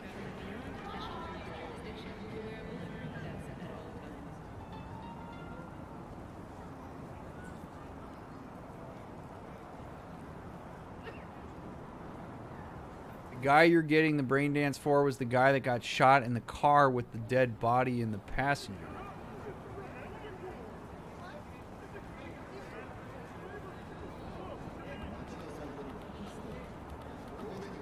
I thought we're getting the guy. I thought we're getting. Yeah, but he's a vegetable. I thought that what we're getting is the brain dance of the guy who's a vegetable. Am I misreading that? I'm pretty sure that's why River said that the guy's a vegetable.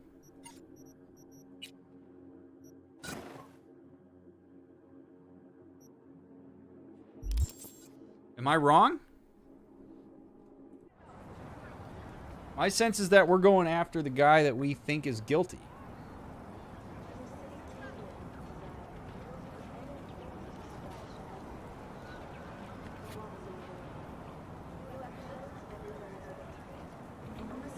Yeah, okay, so, yeah, no. First of all, I'm not a cop. Second of all, like... Oh.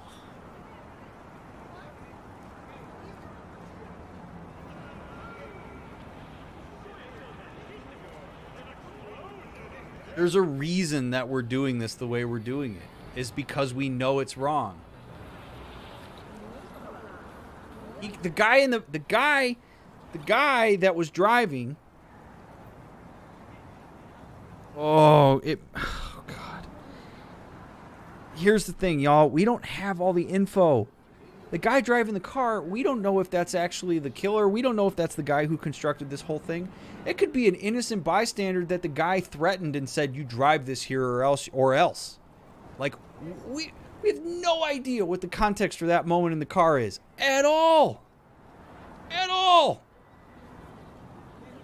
What if that guy... Again, the question you have to ask in these moments, the question you have to ask is, what if that guy's innocent?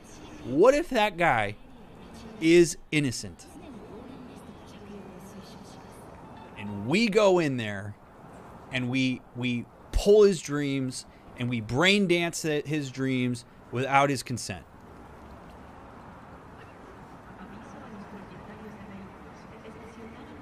He's already innocent. He's already innocent. You don't prove innocent. Everybody is innocent until proven guilty. He is already innocent. You do not have to prove innocence.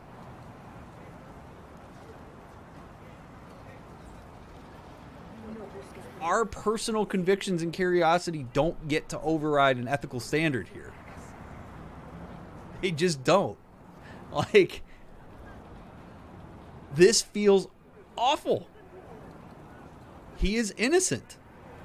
We are going into an innocent man's brain dance, or dreams through brain dance, without his consent.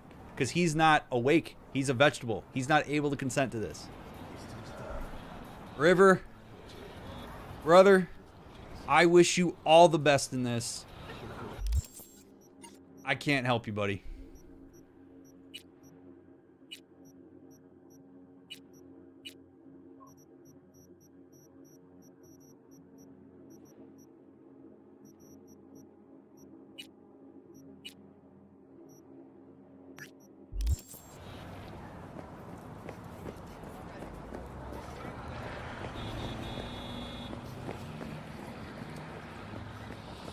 It is better to let a guilty person go free than to imprison an innocent person.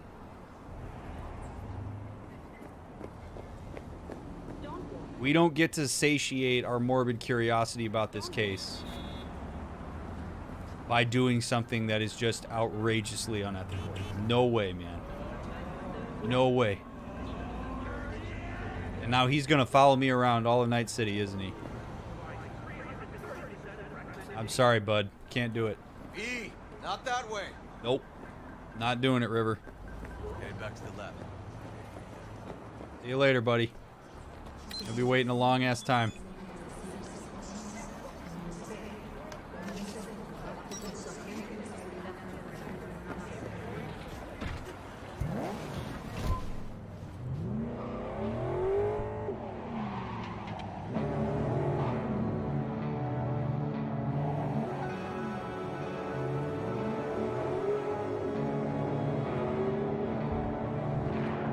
Because the guy in the car might not be guilty, but this is the only lead you have on finding River's nephew and the other victims. There is a reason the police department doesn't have River on the case. We don't know what information they have.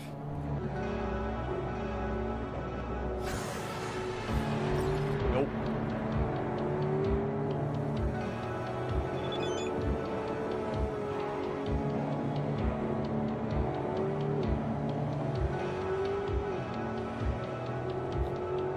I know that I'm going to have people that watch this VOD that are probably not going to like my decision there.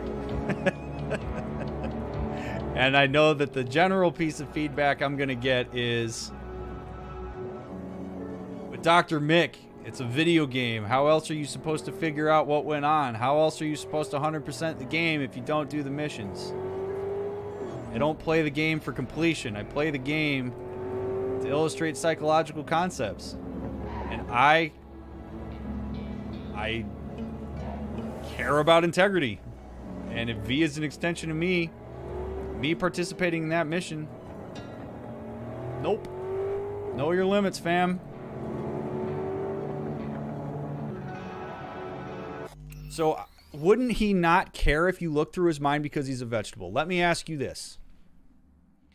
If you were laying in a hospital and had a coma, and let's say it's because you had a skiing accident or some shit like that, or you were noticed on a security camera nearby a crime when you went to Dunkin' Donuts to get a coffee and donuts, and then you slipped into a coma, and while you were in a coma, some cops came in and infiltrated and watched your dreams without you giving consent because you had a coma. You're telling me you'd be cool with that? No way. No way. Absolutely not. Doesn't matter if that guy knows or not. Absolutely not. No way. That's the equivalent. Like, that's like the police going in and digging into your diary. There's a reason we have things like warrants and like ethics and shit. This isn't the Wild West. Like, no way.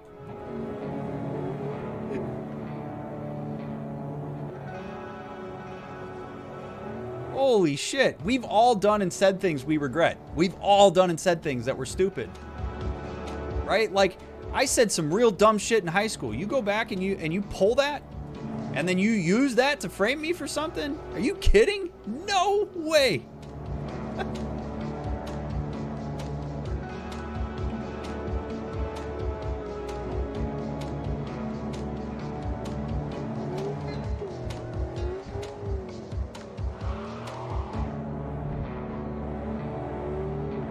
How the hell do I... This is the most confusing interchange of highway systems.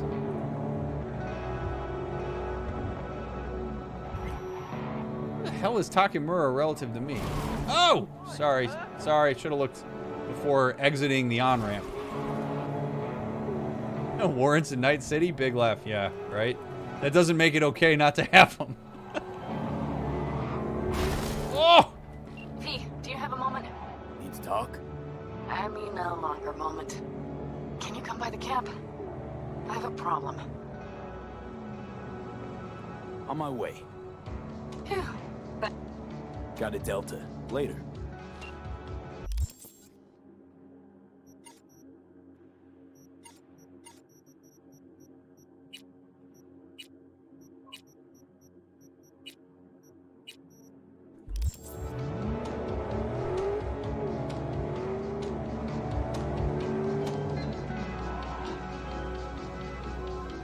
Back to our chat. Phew. Thanks. That's good to hear. Give me a little more intel.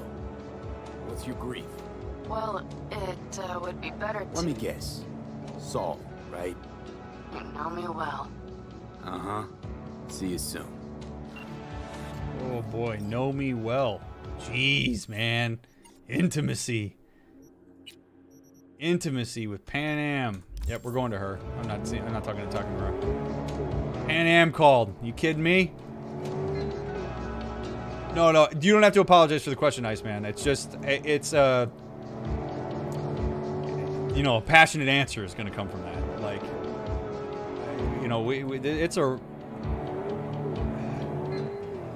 this is, I mean, really, while we drive here, this is a good conversation to have here while we drive. This is really the complication of all of this integration with technology, right? Like, with all of this technology comes the risk of immense invasion. The sun is down, but I hope you're... Which is all the more reason why we should all care very much about our privacy. It's why as technology progresses, privacy standards should go up, not down. Because while this is, a video game that's taking place in the future, this isn't totally unrealistic. Like, imagine somebody going through your phone without your permission while you're incapacitated. That they didn't have a warrant for, and that you didn't give consent to. Like, that's the 2022 version of what we're talking about here. Technology is fabulous. It's cool. It's wonderful that we're integrating with it and that we can do cool shit with it. But there are massive drawbacks that we have to be mindful of and take into account. And privacy is one of those things. If you value privacy and freedom, you value privacy protections. You value things like consent. It's really, really, really important in these types of moments.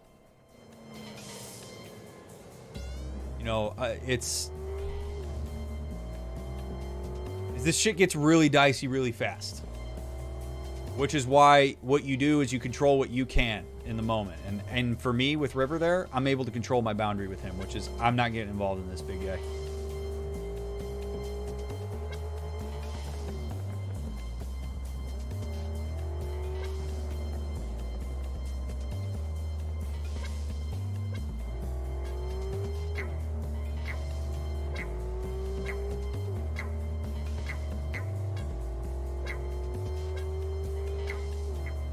Game, man, that's gonna just test. It's tested my boundaries quite a few times. I also drop everything when Panam calls. I mean, hard not to.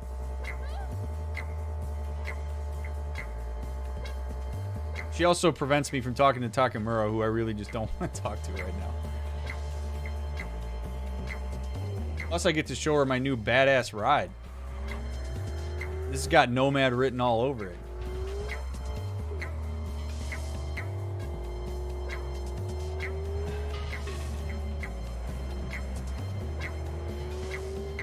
This looks a little closer to the rides that the Aldecaldos had, you know?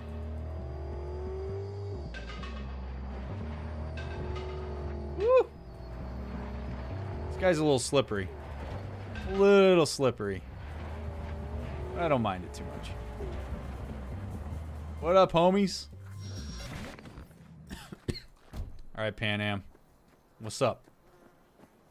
Last time we talked, you gave me a big old smooch. I have no expectation of that happening again. But if it does, then we're going to have a really difficult conversation about Johnny. So there's a part of me that almost hopes it doesn't happen because... Well, no, I guess I do. I want to give you the opportunity to consent. I'm not policing your boundaries for you. All right, Ryan, just stay cool. Reporting directly to me. Are we preparing for a visit from Biotechnica? Or a fourth corporate war? The Raffins could surprise us at any moment. You're not blowing this a little out of proportion? I don't want any more surprises. Besides, we look good, aware, prepared.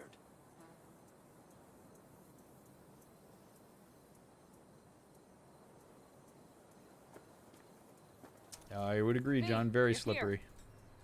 What is he doing here? I forbade you from even breathing on that Militech convoy, so you call in your friend? To do it all behind my back? Is that it? Uh-huh. That's exactly why I had V come and stand right in front of you. Do you think I'm that stupid? I am starting to wonder. Damn it to hell, Saul. Are you seriously considering letting that basilisk slip through our fingers? I am. But a chance like this... A chance at what? Rotting up the job we came here to do? We're pissing Militech off, so they hammer us into the dirt right here. Shit! Panam, can you please tell him? I've already tried. Let it go, Mitch. The Biotechnica people will be here in an hour. Try not to cock anything else up before then. I can't believe it. Look, there he goes, off to paint the grass green. I thought the Biotechnica contract had withered and died. Saul insists we see it through to the end. To prove the Aldecaldos keep their word. Crop protection. Who gives a damn about crop protection? All Saul is going to prove is that a corp can walk all over us, and we'll say thank you and ask for more. What's this basilisk nonsense?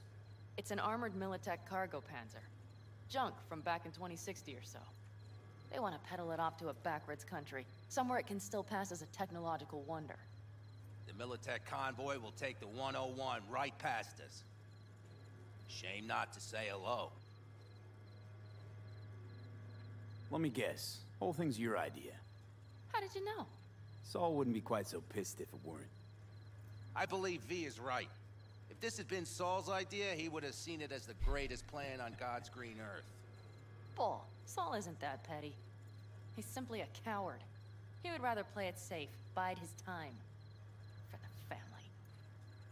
Is this basilisk worth another fight with Saul? Yes. A craft like that would finally put us back on the right path. The family is falling apart. If we fall into this Biotechnica rut, no one will ever take us seriously again. Okay, so you do want to go behind Saul's back, and drag me here specifically for that. Cassidy, Ted, Carol, and Bob, also on board. Why don't y'all talk about some new leadership? If you don't like following him. What's gotten Strength in numbers, all that shit. Why Saul got his briefs in a bunch over this basilisk? He's afraid Militech will destroy us if we pick a fight with it. He thinks it's safer to stick with the corporations, like Biotechnica. What a joke. You guys would rather... We would rather go back to plying the trade we know best. Logistics. Meaning smuggling. That's what I said.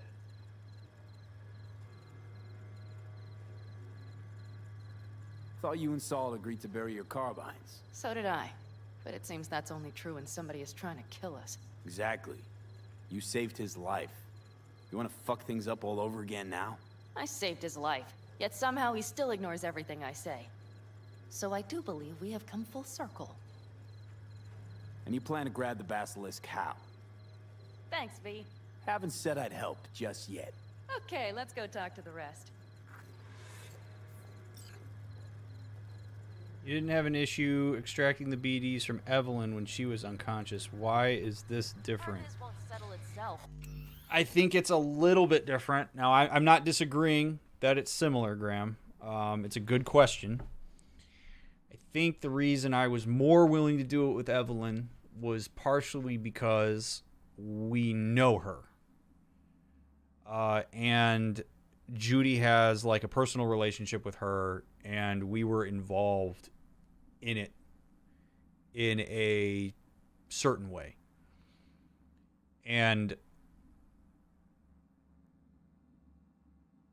I know that Evelyn consenting to us to being in a BD before doesn't mean automatic consent later on. But I think there's different context around that one that makes it slightly more justifiable. I mean, ultimately, there are aspects of the game, too, that I literally can't progress unless I do them. I mean, the thing is, with most video games, like, you literally wouldn't do anything if you wanted to have super healthy boundaries. You'd just live your life, right? Which is why none of us live a life that's like a video game.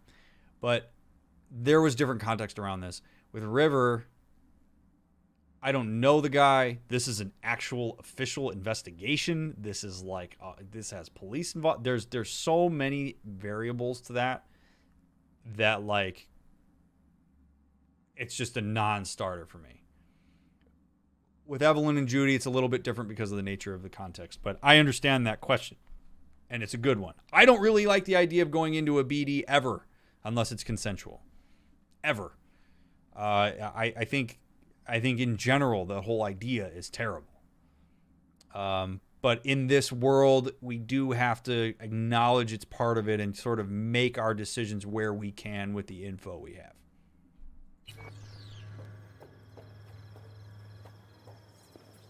So, just the 4 vets on board with the plan. Nobody else? We didn't bother asking the others. There was too great a risk someone would take it to Saul. Besides, only the vets understand what we have to gain by having a basilisk. Sounds pretty risky to me. On the contrary, easy as pie. There won't even be much security on the convoy. Plus, we'll be doing our part towards furthering the cause of world peace. Why should this beast wind up being used in some little third world skirmish? We'll make better use of it right here in America. Let's set to work.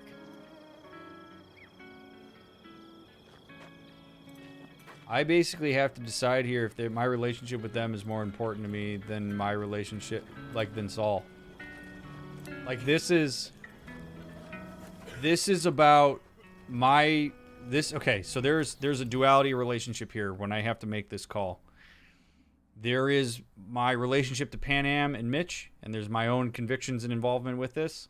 And then there is whatever sense of alignment I feel to the Aldecaldos and to the dynamics that are present within their group. It's not my business to necessarily insert myself and make a call about how the Aldecaldos do their business with Panam and Mitch. It's my decision of what I want to get involved with. So I could choose not to be involved entirely. I could choose to say, you know what, fine, I like the two of you. You've been good to me, so I'll help you out here. And you can pick up the pieces, right? Or I could say, like, no, I don't believe in what you're doing to the group. That it misaligns with what I believe in, and I don't want to be involved with it. Like, I can make that call, but this is what I'm thinking about as we make this walk here. Like, I'm not really interested in getting in the middle of her and Saul. Like, she has to figure out her relationship with Saul. Did you try to get Saul on board again? No luck, huh? No. Okay, everyone listen. Militech will transport the basilisk in parts distributed across 2 trucks. Wait, do I sense a quiver in your voice? Fuck you! The convoy will halt at the railroad crossing on the 101. We'll attack from behind, then get the hell out and away. Questions? Comments? Motions? Nice job, Sunshine. Mm-hmm. Damn short, sweet, and pertinent. I gotta inject a little bit of skepticism here. Bullshit Saul likes to tack on. It's all too easy, convenient to arrange. The exact tech you need, coming your way, almost served on a silver platter. Yes, Saul also claimed it stinks to high heaven. Intel on the convoy. Where'd you get it? Carol hacked the Militech comms channel. Is that enough for you?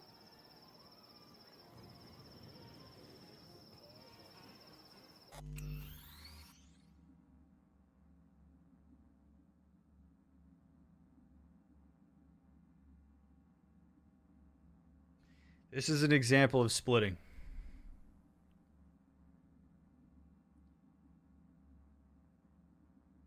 Splitting is the idea that it's very difficult for us to hold two conflicting perspectives at the same time. So we offload the less desirable trait to our perception of the other person. And then we interact with that person in a way that is similar to how we would internally react to it within ourselves, but we get to save face by offloading it. In operational terms, we have to take the concept of hesitance here. Okay? We have a plan. Plan, good. Confidence, good. Hesitance, skepticism, bad, as it relates to the plan. Okay, so you have these two constructs.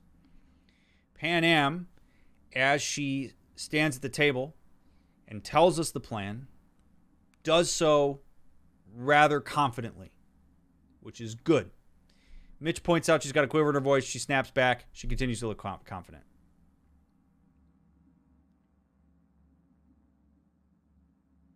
There is also probably a part of her that is skeptical of this. It does have a realistic view of this, that knows that it's possible that this is a trap. But that would not be perceived as good relative to the plan. When V speaks up and mentions that hesitance, Panam is able to split confidence from hesitance and load all of the hesitance in me, and then she interacts with it with confidence as a way to save face. So she looks good here relative to the plan, and I look bad. The reality here is that there is a gray area, that we are both correct. That we can be confident in the plan, but we also have to acknowledge that there is something fishy about this, and that more information may be necessary. But because the brain doesn't like to sit in gray areas for very long, it creates that black and white and splits it off. It would require me to integrate some confidence, and it would require Panam to integrate some hesitance, and to balance those things as well as we can in order to get the job done and have a realistic view of what's going on. We do this a lot. If you're scared about something, but being scared is something that you're not very tolerant of in yourself, and you perceive somebody else as being scared, or you project that fear onto somebody else's behavior, and then you interact with them as if they're scared, so that you can maintain a confidence and a steadfastness, that's splitting. And it's something that in psychodynamic therapy you hear about a lot. It's a perfect illustration here. Panam's got a beef with Saul, I know. But you guys... A few years back, nobody would have given corporal work a second thought. We want a good name. We just need good gear and good jobs. And Saul would see that if he pulled his head out of his caboose once in a while. Why is this group not approaching Saul? Why are we doing all of this behind Saul's back? V? But I don't really care about him as much as I care about you guys. So I'm willing to do it. I'm willing to get involved. But you all, this is contingent on your asses standing up to Saul together. No, it's not. I don't care. Is everything clear? I'm in.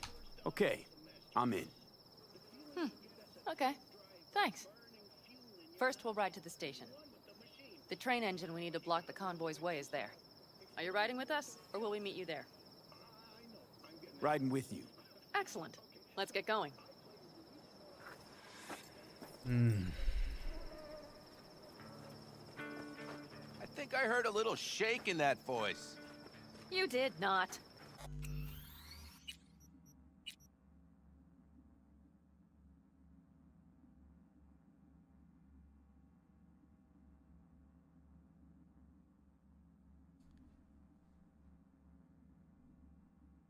we'll hit that convoy in part 16. I'm running out of gas. Today was a lot. So, VOD watchers, thank you for making it all the way through here. I appreciate so much that you stayed tuned all the way to the end here of part 15. I hope you enjoyed it. Leave a comment, leave a thumbs up. Become a member if you want to financially support the stream. Check out the merch store. Follow me on socials down in the description. But thank you for consuming my content. If it's been meaningful to you in any kind of way, you sharing it with others is really what makes a huge difference. And that is, it's free to do. So thank you for supporting what I do. We will we'll jump in Panam's car and we will pop this convoy. Part 16. I'll see you then.